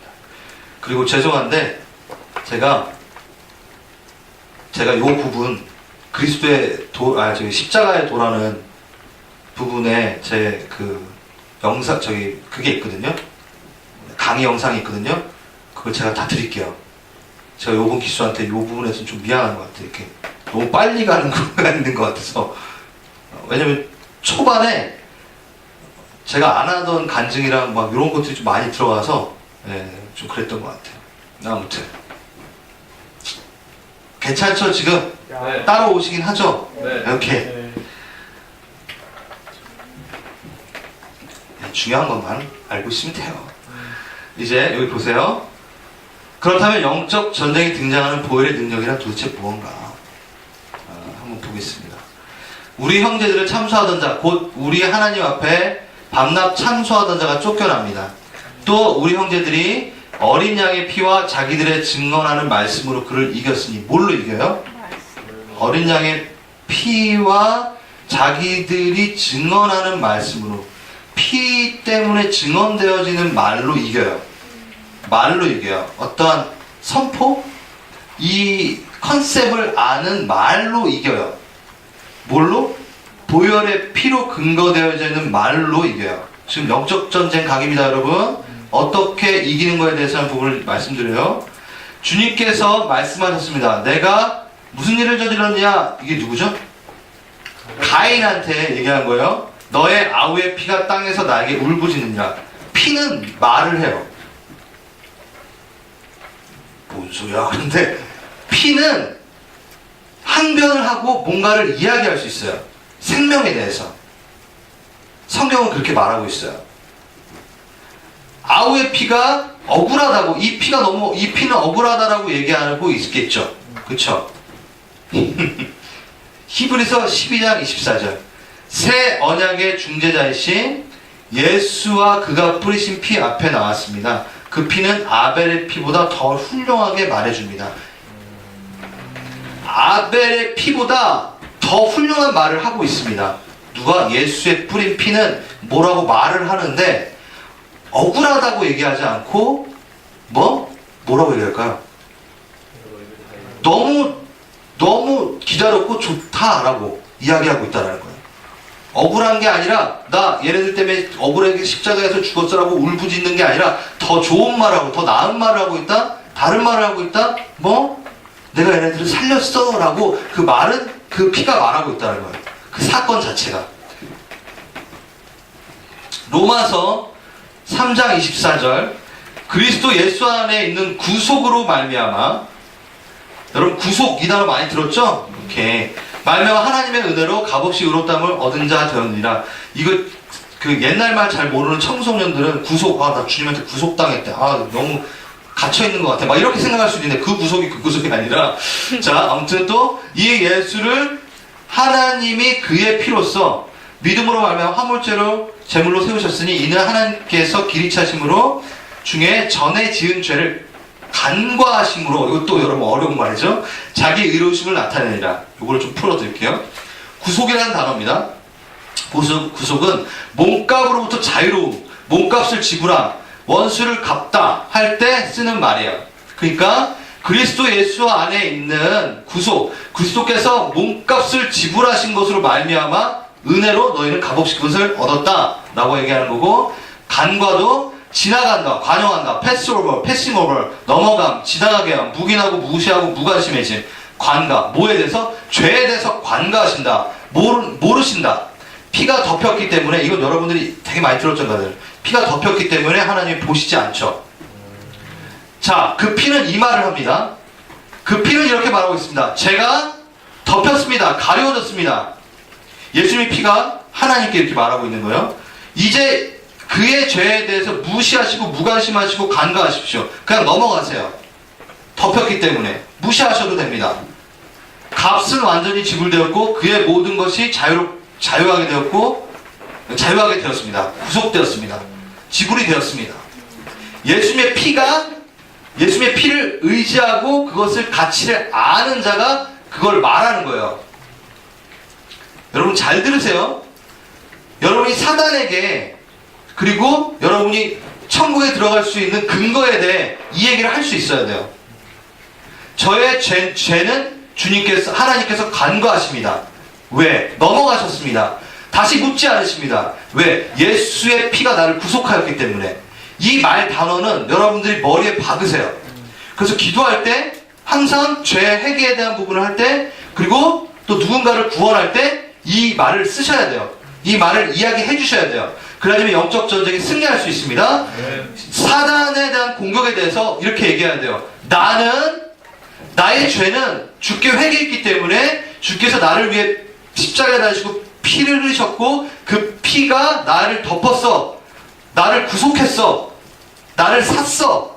그렇기 때문에 하나님께서는 나의 죄를 관가하셔. 지나가셨어. 나는 이 근거로 나는 정죄함을 받지 않아. 라고 이야기하실 수 있어야 돼요. 자, 그러면 그리스도의 피는 영적 전쟁에서 어떻게 쓰이냐면, 이건 제가 요거 드릴게요. 이거 쓰지 마세요. 지금 그냥 봅시다. 출애굽기 레위기에 제가 피에 대한 걸 다 찾았어요. 자, 구원 죄사함에 대한 피에서 얘기하고요. 죄사함을 얻게 하는데 피가 썼고요. 이해되세요? 내 피로 세우는 새 언약을 세우는데 피가 쓰였고요. 누구의 피? 예수 그리스도의 피. 생명 때문에 피가 쓰였고, 영생을 가지는 거에서 피가 쓰였고, 죄를 관가하실 때 그 피가 쓰였고, 구원을 받을 때 그 피가 쓰였고, 속량, 죄사함, 그 공동체가 하나된 화평되고 하나님하고 가까워진 죽은 행실을 깨끗해 하고 성소에 들어갈 담력을 얻게 되고 거룩하게 하고 헛된 행실을 대속함을 받는 것에 대해서 우리가 주의 보혈이라고 그러죠. 보배로운 피예요. 그걸 줄인 말이에요. 이게 베드로전서에 나옵니다. 그 아들의 예수의 피가 우리의 죄를 깨끗하게 하고 우리의 죄를 해방하시고 우리의 옷을 희게 하시고 거룩해 하시고 마지막 참수하는 자가 쫓겨나고 형제들의 어린이 피로 그를 이겨내라. 자, 피를 사용한 것 중에 우리가 생각하는 뿌리고 바른 게 있나요? 없죠. 영적 전쟁의 근거에 쓸 때 우리가 피를 잘못 사용하는데 어떤 걸 보호하는 데 쓰는 게 아니라고요. 이건 좀 놀라주셔야 돼요. 무슨 소리냐면, 주님, 우리가 이 장소를 주님의 보혈로 덮습니다. 라는 뜻을 할 때, 기도할 때 솔직히 여러분, 무슨 뜻으로 하세요? 몸의 보호? 어떤 장소의 보호. 미신적인 거라니까? 지금 내가 얘기하는 거. 그러면, 그게 그렇게 효력이 없을까? 잘 들어보세요. 제가 하나 간증을 할게요. 중국에 제가 제가 사랑교회에 있었을 때 이제 갔어요. 선교를 갔는데 우리가 손 모으고 막 기도를 했어요. 하나님 우리를 보호하시고 영적 전쟁에 기도를 했고 보호의 기도를 했죠. 네? 그 중에 되게 보혈을 잘 쓰는 친구 한 명 있었어요. 주님 보혈을 뿌리시고 바르시고 우리의 몸에 바르시고 바르시고 완전 흠뻑 젖었어. 그래가지고 너무 좋아. 나도 그때 너무 좋았지. 보혈을 다 줬으니까 다 보호가 되겠지. 근데 갔는데 축구를 하다가 어떤 친구가 발이 거의 부러질 정도로 꺾였어요. 그날 밤에는 어떤 일이 일어나는 줄 알아요? 실패감들. 우린 분명히 보혈을 뿌렸는데 발랐는데 왜 일이 일어났을까? 보혈이 그만큼 능력이 없나? 라고 의심하기 시작하는 사람들이 있었어요. 이해돼요? 제가 지금 무슨 말 하는지? 상관이 없죠. 영적 전쟁으로 보혈이 쓰이는 이유는 뭐죠? 영적 전쟁의 승리가 뭐죠? 여러분 벌써 잊어버리면 안 돼요. 오전에 했던 거. 영적 전쟁의 실패가 뭐죠? 그렇죠. 지옥에 하는 거죠. 하나님과의 관계가 멀어지는 거죠. 사단은 그걸 위해서 영적 전쟁을 하는 거죠. 우리의 몸은 별로 신경을 안 써요. 걔는. 이해되세요? 영적 전쟁에 거룩한 그 피가 쓰이는 거는 내가 어떤 상황에서도 나는 하나님 안에 있다. 나의 구원은 흔들리지 않는다예요. 이해되셨어요? 마지막 저 계시록 보세요. 참소단자가 쫓겨나고 형제들이 그 어린 양의 피로 이깁니다. 그 사람들이 다 어떤 상태였나요? 칼로 죽임을 당하고 톱으로 켜임을 당했던 사람들이에요. 이긴 자들이라고 하는 거. 순교자들. 왜 몸을 보호 못 받았어? 어린 양의 피가 있는데. 그게 성립이 그걸 얘기하는 게 아니라는 거예요. 제 말은. 그렇다고 지금 여러분 그럼 몸은 어떻게 또 그러지 마. 천사들한테 명하고 하는 거라고. 그러니까 제가 보혈을 그렇게 수준 낮은 곳에 뿌리고 바르라는 얘기가 아니라 보혈에 근거하는 건요 핵폭탄이에요. 어떠한 상황에도 물러서지 않는 공격이라고. 완전 핵폭탄. 내가 그 보혈을 의지하고 이 전장에 나갑니다 라고 했을 때는 사단이 두려워요. 뭘 두려워해? 얘의 구원의 확신은 흔들리지 않는구나. 내가 뭘 해도 얘를 이길 수 없겠구나라는 거를 말해요. 여러분 이 가치가 없으면요 보혈을 잘못 쓸 수도 있고 사단은 계속 여러분들한테 이걸 의심을 할 거예요. 보혈이 그만큼 능력이 있니? 내 몸 정도? 몸 다 보호할 수 있고 내 생명을 보호하고 내 구원을 보호하고 내가 하나님으로 가는 그 천국의 길을 열어준 게 보혈이라는 거예요. 그러면은 완전 핵폭탄급이지. 아무리 발음이 핵폭탄급이죠. 아무리 사단이 뭘 해도 보혈의 한 방울이면은 그 싸움은 끝난 거야. 총으로 막 빵빵빵 이렇게 쏘는 게 아니라 핵폭탄이라고요. 아멘? 네. 진짜님 이해되세요? 진짜 계속 쳐다보니까 이해 못하는 것 같아요. 아멘. 예수님의 피를 근거로 하는 영적 전쟁. 하지만 그냥 그것을 얻어지는 것은 아닙니다. 사야 됩니다. 너희 목마른 사람들아 물로 나오너라. 돈 없는 사람도 오너라. 너희는 와서 사서 먹되. 자꾸 사래요. 여러분 뭘로 사야 되나요? 믿음으로. 그러니까 예수의 피를 믿음으로 사는 거죠. 신뢰에 대한 부분입니다. 주님, 내게 일어나는 모든 일들은 주님 안에 내가 이루어지고 거한다는 것을 믿습니다. 라고 싸우시는 부분이 아주 중요하다는 겁니다. 사단에게, 여기 써놨네. 사단에게 있어서 영적 전쟁의 가장 큰 관심사는 구원의 길을 막는 겁니다. 그런데 이것이 해결되었다면 그 전쟁에서 다른 무기, 전략 방법들이 필요하겠습니까? 아니죠. 이것은 핵폭탄이라는 거죠. 얘가 추구하는 가장 큰 무기는 우리의 구원을 막는 게 무기죠, 걔네들한테. 그쵸? 근데 이 가장 큰 무기와 트랙을 넘을 수 있는 보혈의 피가 있다는 것은 영적 전쟁에 이미 승리한 것이고 마지막 싸움에서 이긴 거고 완전히. 그렇게 보혈이 쓰이는 거죠. 그만큼 중요하고 우리가 헛되이 쓸 수 없을 정도로 보배롭고 고귀한 피라는 거죠. 오케이? 그래서 이제부터 여러분은 기도할 때 보혈을 바르고 뿌리지 말라는 얘기가 아니에요. 다시 균형을 이루겠습니다. 충격을 주고 여러분이 주님 보혈로 우리를 보호하소서라고 기도해도 돼요. 근데 그것이 여러분들이 어떤 몸에 어떤 영향이 있어도 그 보혈에 문제가 있는 게 아니라 그 보혈은 뭐냐면 여러분이 선포했던 거는 방금 선포했던 거는 내가 죽어도 좋습니다라고 선포한 거야. 이 보혈 때문에 우리에게 죽음이 와도 우리의 구원은 흔들리지 않습니다라고 선포한 거예요. 되게 심각한 걸 기도한 거라고. 그냥 뿌리고 바르는 게 아니고. 오케이? 십자가 드디어 내가 오늘 밤에 너무 하고 싶었던 이 십자가 할 수 있을 것 같아요.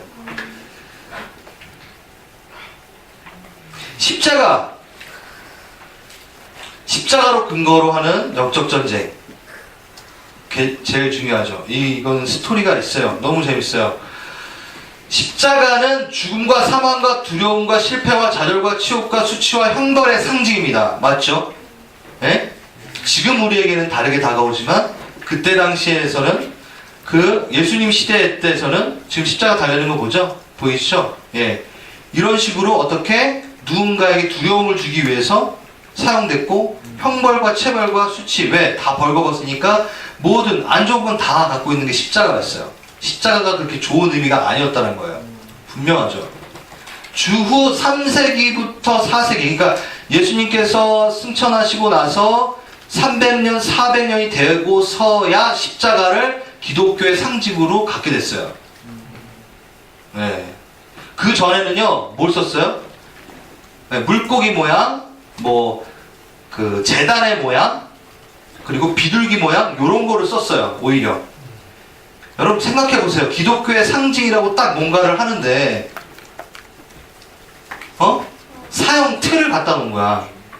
여러분 지금 좀 생각해보면, 우리가 누군가를 믿게 되고, 그거를 이제 우리가 모여서 예배를 드리기 시작했어요. 근데 우리의 상징이라고 하고 전기 의자를 갖다 놨어. 아니 말이 되냐고. 여기 목 매는 그 올가미 그거를 갖다 놓고 우리의 상징이야. 막 이렇게 하는 게 말이 되냐고요. 그때를 한번 생각해 보세요. 네, 말이 안 되죠. 불교처럼 이쁜 연꽃으로 하면 되는데 왜? 뭐 이슬람처럼 달에다 별 이렇게 이쁘잖아. 그런 거 사용하지 왜 사형 틀을 지금 되게 예뻐 보이지만 그 당시에 사람들에게는 전기 의자를 지금 여기다 박아놓은 거라고 생각을 하는 거죠.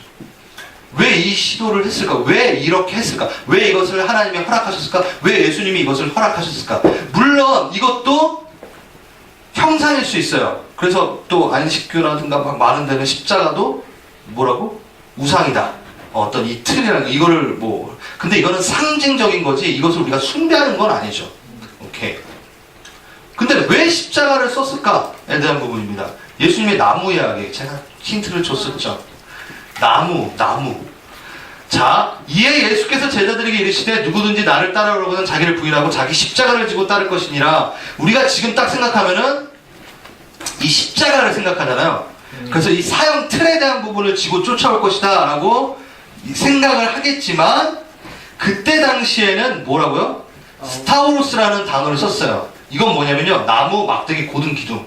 그래서 제자들에게 이르시되 누구든지 나를 따라오거든 자기를 부인하고 뭘 지고 오라? 나무를 지고 나를 따를 것이니라. 응? 그 기둥, 고등 기둥을 두고 따를 것이니라. 잘 보세요. 예수님이 십자가 졌었나요? 이거 얘기하실 때? 그러니까 이 아이디어가 없었다고요. 사람들이 들을 때. 네, 좀 이제 좀 되네. 네. 십자가라는 이 사형 틀에 대한 개념이 이걸 들을 때는 얘네들한테는 없었어요. 그냥 나무를 지고 따르고 무슨 나무를 지고 따르라는 거야? 라고 하는 거죠. 십자가를 짓는다고 말하시기 전이니까. 십자가를 지신 것도 전이니까. 이해되셨어요? 그럼 나무라는 거죠. 나무. 예수님이 포커스하고 말한 건 나무예요. 그리고 그들이 집중한 건 나무예요. 그래서 베드로전서 2장 24절에 친히 나무에 달려 그 몸으로 우리 죄를 담당했어요. 진짜 번역을 나무로 했어요. 이거는 또 우리로 죄에 대하여 죽고 의에 대하여 살게 하시는 그 지식을 받으면 너희가 나음을 입었도다 라고 얘기하는 부분에서 크쉘론이라는 나무의 또 단어를 썼어요. 이것도 나무 지팡이, 나무 조각. 자, 맨 처음에 이 복음을 듣고 이야기를 나누고 그 12명의 제자들은 아메리칸이었나요? 캐나디언이었나요? 유대인이었어요. 맞나요? 네. 유대인들이 나무라는 이야기를 맨 처음 들을 때 어떤 게 떠오를까요? 신명기 나무에 달린 자는 하나님께 저주를 받았습니다라는 걸 얘는 봤어요. 나무? 이거 저주인데? 라고 했지만 이렇게 하기 이전에 나무라고 했을 때 더 먼저 떠오른 게 있을 거예요. 그렇죠. 동상 가운데 있는 선악을 알게 하는, 원래는 선악을 알게 하는 나무죠. 총칭이. 선악을 알게 하는 나무와 생명나무와, 여기 있구나. 선악을 알게 하는 나무와 생명나무가 있었어요. 얘네가 그걸 딱 듣는 순간, 나무! 그리고 이 복음을 딱 듣는 유대인들은 나무 하면은 먼저 떠올랐던 게 에덴 동산의 나무가 딱 떠오르면. 왜? 얘네들은 이 스토리를 너무 잘 알죠. 에덴 동산은 어떤 장소인가요? 실패 장소예요, 그들에게. 나무 딱 하면, 트라우마. 여러분, 트라우마, 에그 트라우마 하셨잖아요. 나무, 우리가 주님 떠났던 거. 우리가 주님 배반했던 거. 실패, 좌절. 네? 딱 그 그림이 떠올랐을 거예요. 엣즈, 나무, 고든 막대기. 동일하게 히브리인들은 그거를 생각했을 겁니다. 이게 엣즈입니다. 지금 뭐 조금 미리 말하지만 생명나무는 항상 누구? 예수 그리스도를 예표해요. 그래서 계시록에 보면 생명나무 누리게 돼요. 완전한 생명이 되신 그 나무 예수를 누리게 되는 거죠. 근데 우리는 예수를 누리지 않고 선악과를 누린 거죠. 실패가 되었죠. 그렇죠? 근데 영생에 제가 동상 중앙에 그게 다 있었다고 그랬죠? 기억나시나요? 에덴 동산에? 네. 그러면 하나님께서 우리를 왜 밖으로 잠깐 피신시켰죠? 선악을 알게 하는 나무를 먹고 자기가 자고하여서 자기가 심판자가 된 죄의 상태에서 영생의 나무를 먹으면은 그냥 영원토록 죄 가운데 오는 사단의 임무를 맡게 되는 거죠. 사단이 되는 거죠. 그러니까 내쫓은 게 아니라 시간을 버신 거죠. 그리고 이것을 회복해야 되는 부분을 주님께서 기다리고 계셨고 이제 그 장면들이 나오는 거죠. 예수님은 모든 인류에게 나무에서 발생된 트라우마 장소를 우리를 초청하시는 거예요. 잘 들으세요. 우리 만약 예를 들어서 우리 하은이를 제가 놀이공원에서 막 놀다가 회전목마 앞에서 놀다가 하은이를 잊어버렸어요. 응? 그럼 제가 찾으러 막 다니잖아요. 물론 미아보호소도 막 가겠죠. 하지만 제가 걔를 찾으려고 다시 돌아오는 곳은 어디예요? 회전목마 앞이에요. 걔를 잃어버렸던 장소로 내가 걔를 찾기 위해서 다시 가는 거죠. 예수님은 우리를 찾기 위해서 해결하고 싶으셨어요. 어디? 가장 큰 상실감과 좌절감과 배반의 장소인 그 나무로 다시 돌아가서 그 좌절감과 정죄감에 빠져있는 우리를 건져내고 싶으셨어요. 죄의 출발점으로 돌아가셔서 다시 우리를 건져내고 싶으셨어요. 그래서 기독교의 상징이 십자가라기보다는 바로 나무라는 거죠. 뭐? 기독교는 죽음에서 생명으로 부활하는, 그리고 복수가 아닌 용서로 나아가는, 예수님이 직접 오셔서 선악과의 사건에 대해서 우리가 저지른 것에 대해서 갚으시는 사건이 바로 기독교의 전체의 그림이죠. 그래서 바로 십자가가 우리의 상징이 되는 겁니다. 정말 뜻은. 그렇기 때문에 우리는 연약하고 가난하고 상한 갈대가 되어도 하나님의 강함으로 초청을 받는 거예요. 우리가 주님 앞에 설 때 자고함으로 쓸 수 없어요. 우리가 주님을 교만하고 자신의 어떤 능력으로 쓸 수 없어요. 주님을 만날 때는 내가 죄인임을 인식하고 내가 주님을 떠났다는 것을 인식할 때 우리가 회개함으로 주님 앞에 나아가죠. 바로 그 출발점에 대해서 얘기를 합니다. 그래서 기독교는 강함을 얘기하는 종교가 아니에요. 약함을 얘기하는 거예요.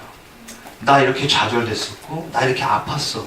하지만 하나님의 십자가로 내가 회복되어서 예수님의 십자가로 회복되었고 예수님이 그것을 해결했기 때문에 나는 생명으로 옮겨졌어. 이 핵심 주제가 바로 십자가라는 거죠. 죽음, 실패, 수치, 두려움, 치욕의 가장 어두운 곳에서 너를 회복하리라. 여러분들은 예수님의 앞에 와서 좋은 것을 보여드리는 것도 참 좋지만 여러분의 속에 있는 것들을 주님한테 드려야 돼요. 여러분이 지금 이 DTS를 보내면서 내적 치유와 뭐 다림줄과 그리고 하나님 아버지의 마음과 이것들을 다 했기 때문에 당연하다, 맞다라고 생각을 하는데, 여러분이 맨 처음에 왔을 때 여러분에게 여러분의 가장 아팠고 추악했던 걸 한번 써보라고 했을 때 어땠어요? 굳이 왜 이걸 해? 지금 잘난 거 얘기해도 바쁜 상태인데, 괜찮아진 거 얘기해도 바쁜 상태인데 왜 가장 아픈 걸 자꾸 쓰라 그래? 그런 마음이 있었을 거예요. 근데 하나님은 여러분의 잘난 거가 관심 없어요. 여러분이 가장 아픈 거에 관심이 있어요. 여러분이 가장 실패한 장소에 관심이 있어요. 왜? 그게 죽어 있으니까. 여러분 기도할 때 어디까지 주님 앞에 갖고 나갑니까? 하나님 앞에 내 의를 자랑하는 기도를 합니까? 내가 이거 했었고요, 나 이거 하고 있잖아요. 그러니까 나 벌하지 마세요. 이건 너무 낮은 수준의 어떤 기도? 바리새인의 기도예요. 세리의 기도는 뭐냐면요, 자신의 가장 연약한 부분이 생명으로 올라오기를 하나님께 구하는 기도. 여러분이 계속 하나님과 만나실 때, 주님과 만나실 때 대화의 내용들, 그것들이 여러분의 가장 그 어두운 치부까지 얘기해서 해결받을 수 있는 기도여야 돼요. 이걸 여러분 잃어보시면 또다시 내적 치유를 해야 돼요. 또 얘기하고 싶지 않고, 또 누구한테 아주 용서를 구하고 싶지 않고, 왜? 보기 싫은 건 막 덮어버리니까.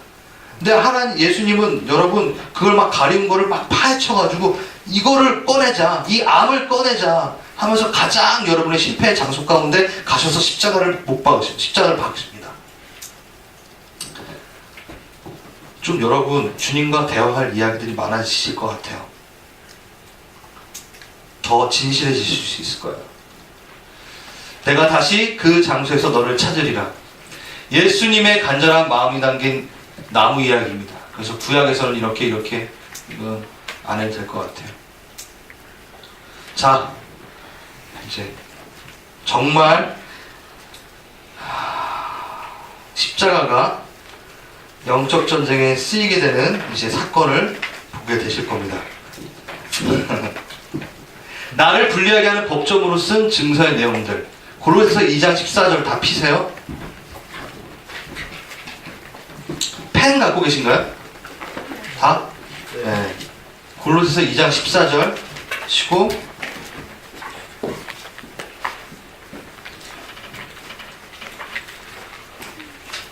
옆으로 전달해서 한 장씩 가주세요. 미안. 뒤로 하나. 다 한 장씩만 가지세요.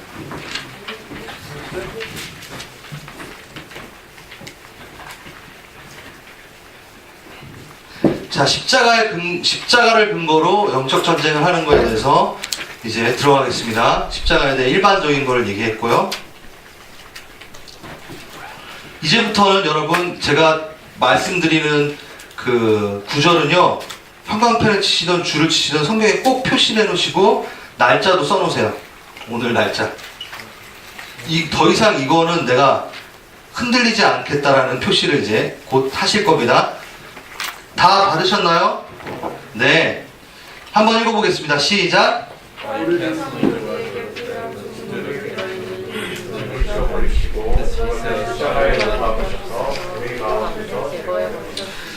네. 불리한 조문들이라고 되어 있죠. 의문에 쓴 증서라고 한글 번역이 되어 있고요. 도그마 케이로그라폰이라는 비채무증서를 얘기합니다. 법령에 의한 채무증서를 이야기해요.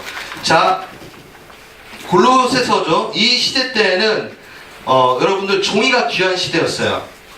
그렇죠?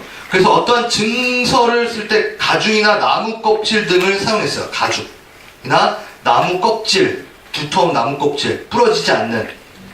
그래서 채무자가 단단한 나무 토막, 가죽 같은 거를 써서 도장으로 이렇게 쳐서 상처를 긁어내서 표시를 내서 채권자가 채무자에게 그걸 줬어요. 자,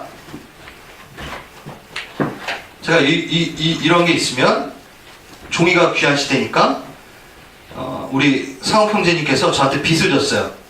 그러면 너가 이 빚진 거에 대해서 썼어요. 이만큼 빚졌지? 그리고 여기에다 도장을 찍는 거죠. 네. 이 도장도 어떻게 파서 상처를 내서 서로 사인을 해서 이걸 증서로 갖고 있는 거예요. 누가? 채권자가 갖고 있는 거죠. 돈을 빌려줬던 사람이 이거를. 그래서 너가 이만큼 빚졌어 라고 이걸 내가 갖고 있는 거예요. 이게 아까 말했던 도그마 그 의문에 쓴 증서예요. 오케이? 이거를 내가 지금 갖고 있어요. 그것을 어떻게 했다 그랬죠?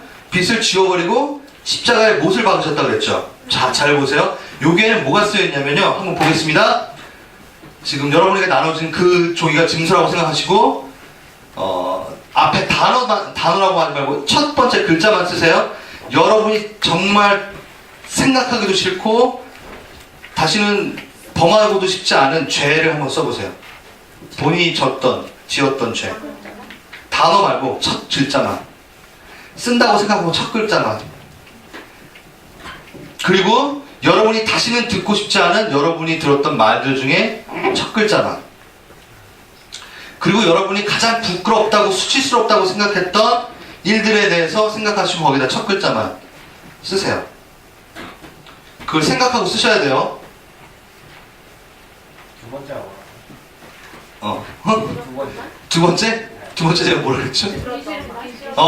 내가 들으면서 제일 힘들었던 말들. 이걸 누가 들으면 되게 창피할 것 같은 말들. 내가 한 것 중에 가장 못난 죄성의 사건들.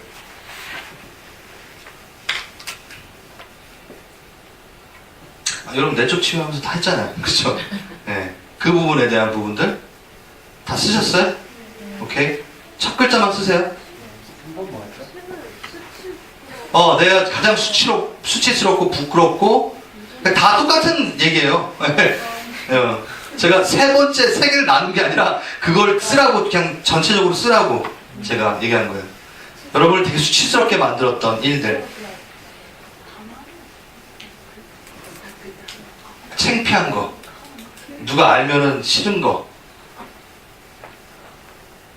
여러분 내적 치유 때 하면서 썼던 그런 것들, 이거 남이 알면 쉽지 않은 거, 여기는 괜찮은데 우리 그거 밖으로 나가면 되게 힘든 거 있잖아요. 응? 여기니까 우리가 고백을 했지만 나 같은 경우에는 뭘까?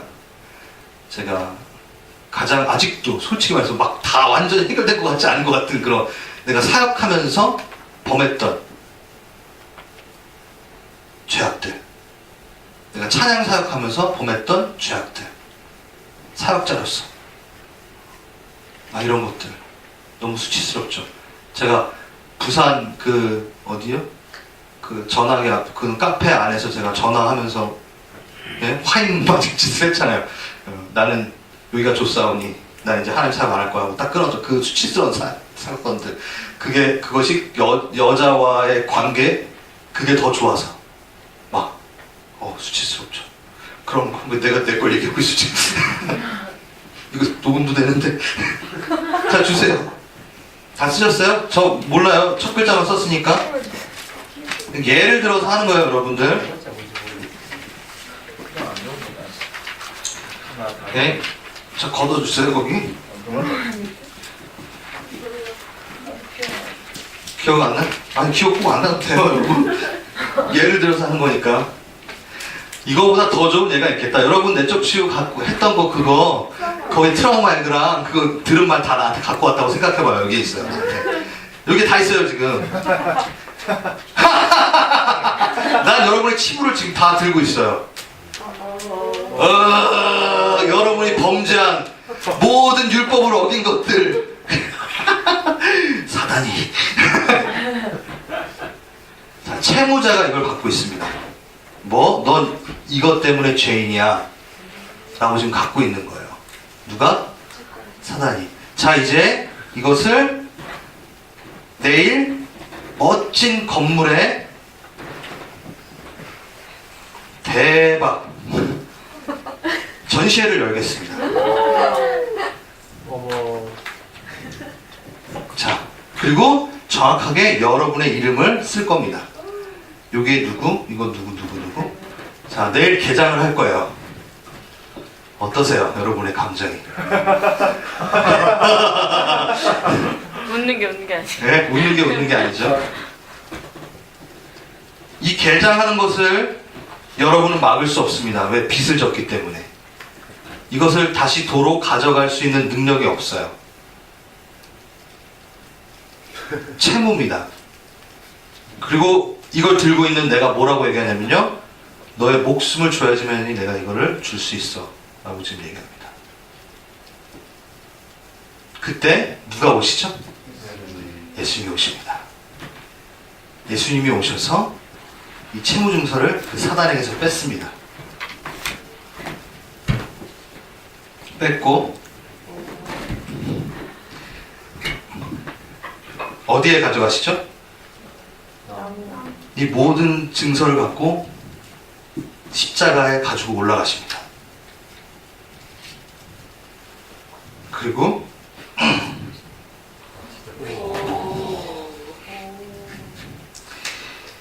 여러분이 사인한 그 바로 거기에 뚫습니다. 여러분의 이름이 적혀 있는 곳에 뚫습니다. 그리고 이 그림은 지금 그냥 십자가지만 어떻게 되어 있냐면 예수님이 이 증서가 보이지 않도록, 이 증서가 날아가지 않도록 십자가에 꽉 박히도록 손을 대십니다. 그리고 겸허하게 못이 박히도록 놔둡니다.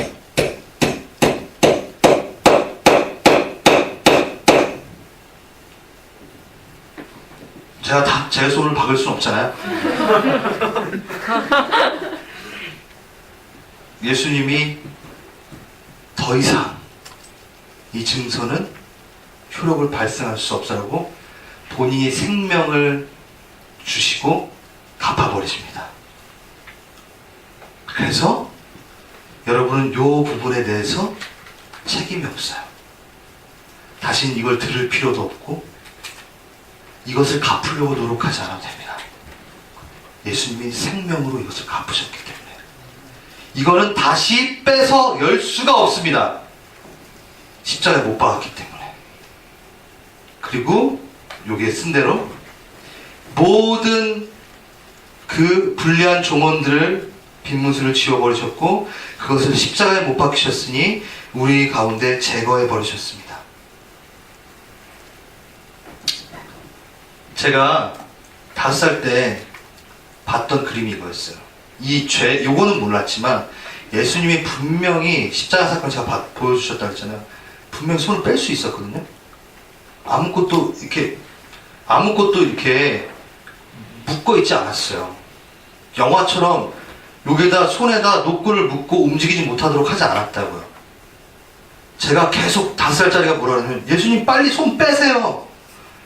못 오잖아요. 못 대고 있잖아. 빨리 빼요. 빼면 되는데 왜 가만히 있어요? 라고 5살짜리가 외쳤어요. 왜 가만히 있으셨을까요? 이것 때문입니다. 이게 날아가면 안 되니까. 이게 바람에 날아가도 안 되고 여기서 치팅해서 사단이 빼갈까봐 하나님이 꼭 잡고 있는 거예요. 모든 죄를 그 십자가에 다 가지고 올라갑니다. 그리고 무효화시키십니다. 그리고 어떻게 하시죠? 얘를 놔두고 부활하시죠. 아멘! 아멘. 이게 바로 뭐요? 영적 전쟁에 쓰는 근거입니다. 여러분이 외치십시오. 나의 의문에 쓴 증서는, 나를 불리하게 말하는 율법의 증서는 다 지워졌고 십자가에 못 박혔느니라. 아멘. 이거는 더 이상 살아날 수가 없고 펴서 볼 수도 없고 끝난 거예요. 여러분이 계속 가서 십자가에 못 박으세요. 주님이 하셨습니다. 주님이 그것을 담당하셨습니다. 그렇기 때문에 나는 어떠한 불리한 말을 들을 수 없는 영적 전쟁의 용사가 되는 겁니다. 아멘? 아멘. 첫 번째입니다. 이게 그분의 손과 그 나무 사이에 증서가 끼어 있다는 것입니다. 그분은 나를 위하여 기꺼이 그 증서를 십자가에 못 박으셨습니다. 이제 다시 결코 그 정서를 열어볼 수 없고 파괴되어 버렸습니다. 아멘. 바로 그 얘기가 골로새서 2장 13절에 나와 있는 십자가의 승리에 대한 이야기입니다. 그 다음 사망이 쏘는 것 같이 읽어볼까요? 시작. 사망이 너의 승리가 어디 있느냐? 사망아 내가 쏘는 것이 어디 있느냐? 사망이 쏘는 것은 죄요 죄 걷는 율법이라. 우리 주 예수 그리스도로 말미암아 우리에게 승리를 주신 하나님께 감사하니. 아멘. 자, 이건 뭐냐면요, 제가 계속 사단 역할을 맡고 있네요. 그러다가 예수님 역할도 맡았고, 사단이 여러분에게 쏘는 게 죄입니다. 쫙 사망이 날아갑니다. 사단이 사망이라는 걸로 쫙 해서 판 쏴요. 어디에? 죄에다 쏴요. 오케이? 자, 제가 승미 형제님한테 이제 제가 사망이에요. 죽음이에요. 쫙 살을 당겨서 딱 놨어요. 그 화살촉은 자석이 달린 것처럼 죄를 향해 달려갑니다. 쉬, 어떻게 되죠? 퓨. 자, 제가 사후경제님의 죄를 향해서 쏘겠습니다. 사망이 너에게 갈 것이야.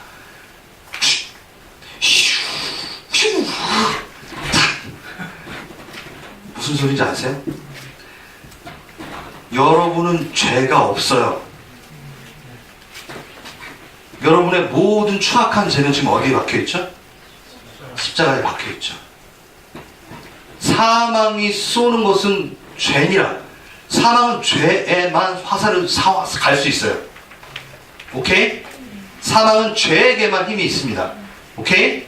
그렇기 때문에 여러분을 쏜 것 같지만 다 이리로 간 거예요. 자, 그러면 사후 형제님이 십자가의 이 사건에 대해서 모른다면, 그리고 죄를 거기에 품고 있다면 사망이 가서 죽이는 거죠. 자, 내가 크리스찬인데도 이거에 대해서는 가치를 잘 모른다면, 맞지는 않았지만 죽은 사람처럼 사는 거죠. 내가 계속 화살 맞고 있구나. 내가 항상 죄와 함께 거하고 있구나. 십자가를 모르는 사람은요, 십자가의 은혜를, 십자가의 관과함과 구속함을 외치지 못하는 사람은요, 죄 가운데 살 수밖에 없어요.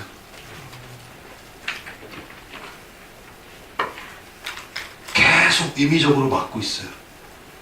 여기에다 간 거를 모르고. 영적 전쟁의 근거입니다. 자, 어떻게 하시겠어요? 사단이 너 죄졌지? 죄 깨달아. 잠깐 정죄야 뭐야? 주님 잘못했어요. 죄 깨달음이군요. 주님, 제가 그 죄를 또 범했습니다. 주님의 십자가에 흘리신 피를 내가 다시 묵상합니다. 주여, 주께서 나를 구속하시고 내 죄를 관가하시옵소서. 하나님이여 나를 살리소서. 그 순간 또 어떻게 된다고요? 죄의 사망의 영역으로 가다가 돌아와서 여기에다 꽂히겠죠. 여러분 산 겁니다. 이 작업을 한 달에 한 번 할래요? 아니요. 매일 하세요. 내가 매일 십자가 앞에 더 가까이 가오니. 우리의 십자가는요, 항상 뭐냐면요, 고난. 이것만 생각하는데 십자가가 얼마나 즐겁고 파워풀하고 생명이고, 십자가 얘기만 나오면 찬양이 나와야 돼요. 우리 십자가의 죽음만 생각하고 부활을 묵상하지 못하는 시대에 와 있습니다. 노 크로스 끝? 노 크로스 끝? 노 크라운? 자, 크로스가 있으면 뭐가 있다고요? 크라운이 있어요. 죽음이 있으면 뭐가 있다고요? 부활이 있어요. 부활을 빼면은 기독교는 생명의 종교가 아니죠. 종교라고 말할 수 없구나. 생명이 아니죠. 사단과 사망은 그 어둡고 좁은 공간에 다 몰려 총 공세를 펼칩니다. 여러분, 십자가의 사건의 그 시간대를 한번 보세요. 어땠을까요? 사단이 아담 때부터 범해왔던 모든 죄를 이제 이제 예수를 우리가 죽일 수 있어 라는 착각에 예수님이 그 더럽고 추악한 아담 때부터 졌던 모든 죄를 십자가에 갖고 올라갔어요. 또 언제? 여러분의 죄, 2000년 후에 짓게 될 승민형제의 죄까지도 가져가신 거예요. 그러면 이 상태가 어떨 것 같아요? 추악하고 냄새나고 그 죄의 무게는 어떨까요? 엄청나죠. 그 검은 구름들, 모든 것이 총공세를 펼치고 이 죄로 인해서 이 예수를 죽일 거라고 사단은 생각하고 뭐하고 있었어요? 단체로. 여러분 그 중국 영화 같은 거 보면은 궁수들 해가지고 쭉 하면 툭툭툭툭 막 가는 거 보죠. 그 모든 사단과 쫄개들이 예수님에게다 다 쏜 거예요. 모든 죄를, 총알을 다 씁니다. 쏘는 죄는 아담 이후로부터 모든 인류의 죄값 무게만큼 그 죄가 여기에 십자가에 박혀 있습니다. 이 증서가 지금 13장이지만 장난 아니라는 거죠. 엄청난 많은 증서들이 여기 있는 거죠. 대역전극이 시작되었습니다. 예수님은 그 죄값을 다 가지고 십자가에 오르시고 승리의 부활을 하신다. 죄는 파기가 되어버립니다. 무엇이 바뀌어버리죠. 아멘.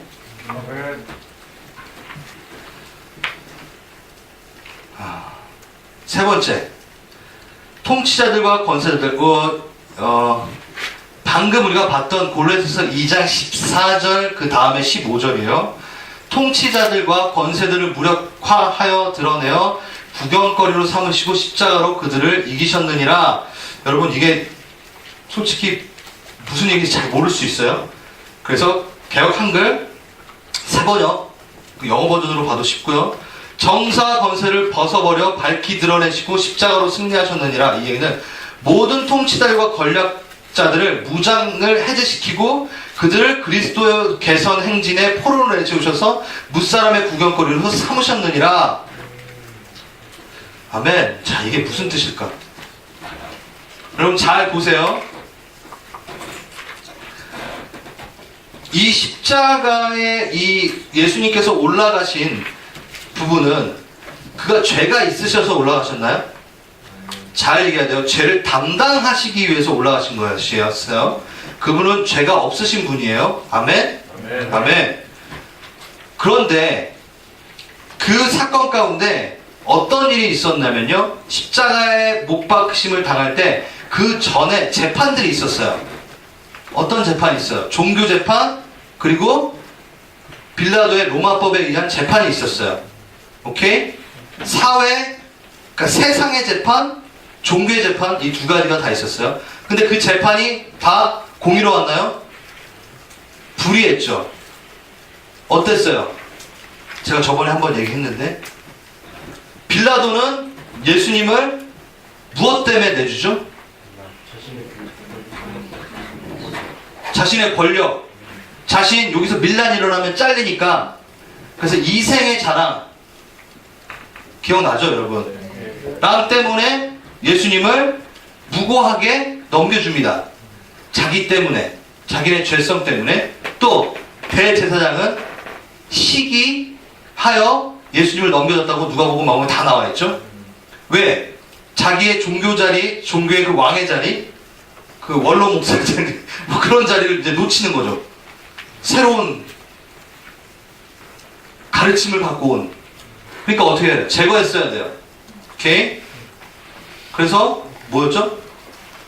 육신의 정욕과 이생의 자랑이죠. 자, 이걸 더 확실하게 말할 수 있는 건 또 누구죠? 유다. 유다는 뭐였죠? 자신의 그 나중에 그것으로 땅을 샀다고 그 돈으로 나중에 대제사장이 땅을 사죠. 오케이? 땅값 정도 되는 그 돈을 위해서 재정, 그러니까 돈 때문에 예수님을 팔죠. 그쵸? 그 다음에 헤롯. 뭐죠? 안목의 정욕. 그렇죠. 너 한번 내 앞에서 쇼해봐라. 안목의 정욕 때문에 예수님을 팔죠. 모든 재판과 과정 가운데 뭐가 있었죠? 불의함이 있었어요. 그러니까 여러분 성경에 보시면요,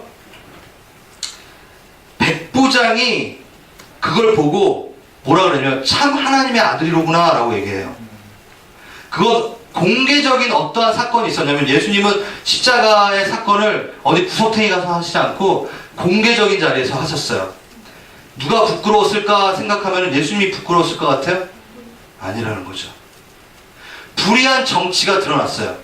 사단의 다스림은 너무 불의하구나. 백부장 바로 옆에 있었던 그가 본 거예요. 아무 죄가 없는 자가, 없는 예수가 못 박혀 죽는 것을 보고 세상의 불의함과 종교의 불의함이 만방에 공개된 거예요. 의롭지 않은 나라의 형태의 모습을 십자가라는 죽음, 그 희생, 그것을 통해서 이 땅의 가치관은 이렇게 너희들을 그냥 죽인다. 너희들을 죽인다. 세상의 재판과 종교의 재판은 불의하다. 그래서 어떻게 되죠? 이 십자가의 사건 가운데 못 박히시고 그분이 부활하십니다. 그러심으로 어떻게 된다고요? 모든 통치자와 권력들의 무장을 해제시킨 거예요. 너의 권력이, 너의 권위가 그렇게 불의하였다. 힘이 없는 거였다.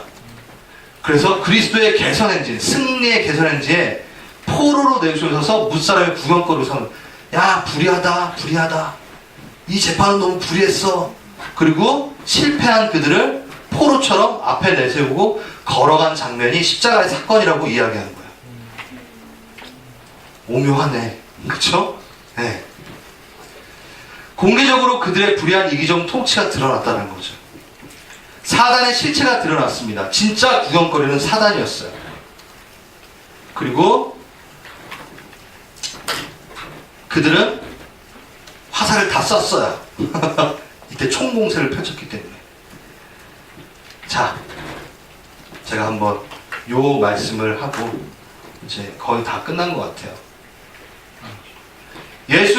이에 예수께서 제자들에게 이르시되 누구든지 나를 따라오든 자기를 부인하고 자기 십자가를 지고 나를 따를 것이니라 라고 되어 있죠.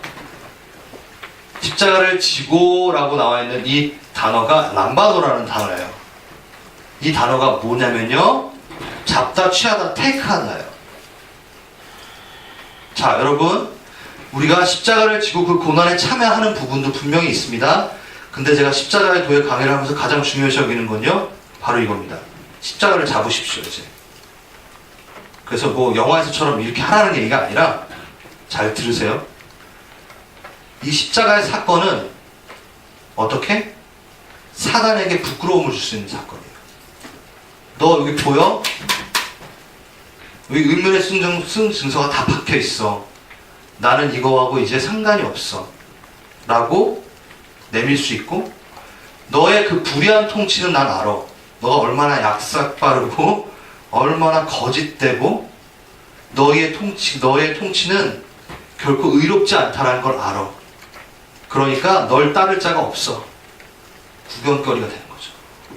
자, 사단이 이제 어떻게 될 것 같아요? 예수님이 부활하시자마자 이제는 이 나무는 누구의 트라우마가 되냐면, 십자가는 사단에게 무심하시면 실패의 트라우마가 될 거예요. 우리의 트라우마가 아니에요. 이제 누가 실패했어요? 여기에서 사단이. 예수님을 좀 죽이려고 하고 우리를 죽이려고 했는데 아무도 못 죽이고 다 부활시켜버리게 되는 일이 된 거예요. 십자가의 사건이라는 게. 아멘. 아멘. 그러면 여러분, 이제 영적 전쟁에 근거하여서 내가 그리스도와 함께 십자가에 못 박혔니, 그런 적이 이제는 내가 산 것이 아니오 오직 내 안에 그리스도께서 사신 것이다. 이제 내가 그리스도 안에 사는 것은 나를 사랑하사 나를 사랑하사 나를 위하여 자기 몸을 보신 하나님의 아들을 믿는 믿음 안에서 사는 것이다. 아멘. 그러나 내게는 우리 주 예수 그리스도의 십자가 말고는 아무것도 자랑할 것이 없습니다. 자랑할 게 없어요. 이게 있어요. 예수 그리스도의 십자가만 내가 자랑할 거예요. 그리스도의 십자가를 통해 세상은 나에 대해서 죽었고 나는 세상에 대해서 죽었기 때문입니다. 지금 어떻게 되냐면요, 이게 세상이잖아요. 그리스도의 십자가를 통해서 세상은 나에 대해서 죽었어요. 십자가에 박혀가지고 움직이지 못해요. 그러니까 얘가 나한테 못 오잖아요. 오케이? 그리고 주님께서 또 어떻게 하랬죠? 내가 내 십자가를 지고 내 십자가를 지라 그랬잖아요. 내 십자가에 박힌 거야. 그러니까 나의 정욕도 이거랑 죄랑 합치를 못 이루죠. 따로 떨어진 거죠. 나는 세상에 대해서 이제 죽었어. 이거하고 상관이 없어. 그리고 세상도 이거에 대해서 나에 죽었어. 만날 수 없어. 아멘? 아멘. 그리스도 안에 있으면 이것은 우리 다시 만날 수 없다는 겁니다. 아멘. 그리고 끝났어요. 그리고 이것을 여러분이 정확하게 근거로 얘기합니다. 간과하셨고 구속하셨어. 그래서 나는 더 이상 너에게 노략질 될 수 없는 사람이야. 넌 나를 침범하지 못해. 십자가가 있기 때문에. 아멘? 아멘. 아멘. 오케이. 끝났습니다. 우리 찬양하고 질문. 그러면 막 누가 나한테 막 이 흔히 얘기하는 나는 나의 십자가를 지고 가야 한다 그 말이 약간 보통 우리가 막 내가 막 되게 싫어하는 것 나의 고통을 지고 가야 한다 예수님을 위해서 뭐 얘기하는데 그럼 그거는 약간 좀 잘못된 잘못됐다고 전 얘기하고 싶진 않고요. 균형을 이루고 싶다고 항상 저는 얘기를 하죠. 솔직히 말해서 우리의 고통과 모든 고난과 그것들은 누가 지셨어요? 예수님이 지셨어요. 근데 우리가 고난을 짓는다는 거는 그 십자가의 사건에 대한 부분에 대해서 fully 받아들이지 않고 있기 때문이에요. 자, 나를 핍박하는 우리 누가 십자가야? 나를 핍박하는 시어머니가 나의 십자가야. 막 이렇게 말하는 건 잘못된 거예요. 그건 확실히 잘못된 거예요. 네. 십자가를 지라는 건 뭐냐면 나의 죄성에 대한 거예요.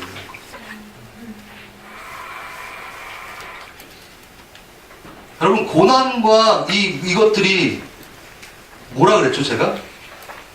축복이 될 수 있다라는 거죠. 십자가를 지고 따를 것이니라 라고 하는 건요, 한편으로는 너가 십자가의 승리를 맛보고 나를 쫓을 것이니라요. 근데 우리는 계속 십자가의 앞부분만 얘기를 하는데 그게 제가 틀리다고 말하는 건 아니에요. 그것을 십자가라고 얘기할 수 있어요. 근데 저는 그렇게 보진 않습니다. 저는 일반화시키진 않습니다. 저는 십자가를 취하라, 잡고 가라라는 거면요, 부활의 삶을 살아라요. 십자가 생각하면 우리는 죽음을 생각하잖아요. 뭘 생각했을까요, 예수님은? 부활을 생각하셨다는 거죠. 모든 죄를 해결했다. 너가 십자가를 지고 나를 따를 것이니라. 뭐? 너 자유함이야. 너에겐 부활이 있어. 그러니까 나를 따라. 즐거이 나를 따라. 우리가 지금 영적 전에서 계속 얘기했던 게 뭐냐면요, 하나님과의 즐거움이에요. 영적 전쟁이 뭐 이런 게 아니라 그 완전한 나라를 누리기 위한 유업으로 훈련하는 부분도 있을 것이고, 회복을 명하는 이야기도 있을 것이고, 또 하나, 예수님께서 십자가를 지셨는데 누구의 십자가를 지셨어요? 내 십자가를 지으셨잖아요. 그렇죠? 그럼 내가 자기 십자가, 내 십자가를 지라는 건 뭘까요? 내가 또 다른 누군가의 십자가를 쥐는 사람으로 가는 거죠. 예수 닮기를, 예수 보기를, 예수와 함께 동행하는 자입니다. 그래서 누구의 십자가? 지금 아직 죄에 대한 부분에 묶여있는 자들의 십자가에 대해서 얘기하는 거야. 부활이 있다. 그거 갖고 와. 자기가 예수가 되겠다는 게 아니라 예수님의 사역에 동참하는 거죠. 예수님의 사역은 뭐였죠? 십자가에 달리시고 부활하신 것을 우리에게 선물로 주시고 알리셨죠. 그걸 우리에게 사신이 되어 너가 그것을 하라 그랬고, 영적 전쟁의 가치가 뭐였죠? 그 사건들을 계속 얘기하고 다니는 거죠. 너가 십자가를 지고 따르라 라고 얘기하는 건 뭐냐면, 네 십자가는 내가 다 졌잖아. 그러니까 아직 너는 나보다 더 큰 일을 할 것이야. 너도 가서 그의 십자가들을 나에게 갖고 와 라고 얘기하는 거죠. 그가 갖고 있는 십자가를 내가 다 졌잖아. 그걸 알려줘. 그래서 가서 그 십자가를 다시금 하나님께 올려드려. 그 뜻일 수도 있죠. 이건 제가 묵상한 겁니다. 한번으로 와서 십자가를 지고 가는 건요, 승리의 삶에 대한 초청이라는 겁니다. 우리가 생각하는 십자가가 다른 어떠한 뜻보다 더 고귀하고 더 풍성하고 더 아름답고 더 파워풀한 의미가 있다는 거죠. 아멘? 아멘. 아멘. 여러분, 십자가에 대한 땡큐. 십자가에 대한 여러분의 인식이 어떻게 바뀌었는지 모르겠어요. 좀 바뀌셨어요? 네. 먼저 그 십자가의 의미는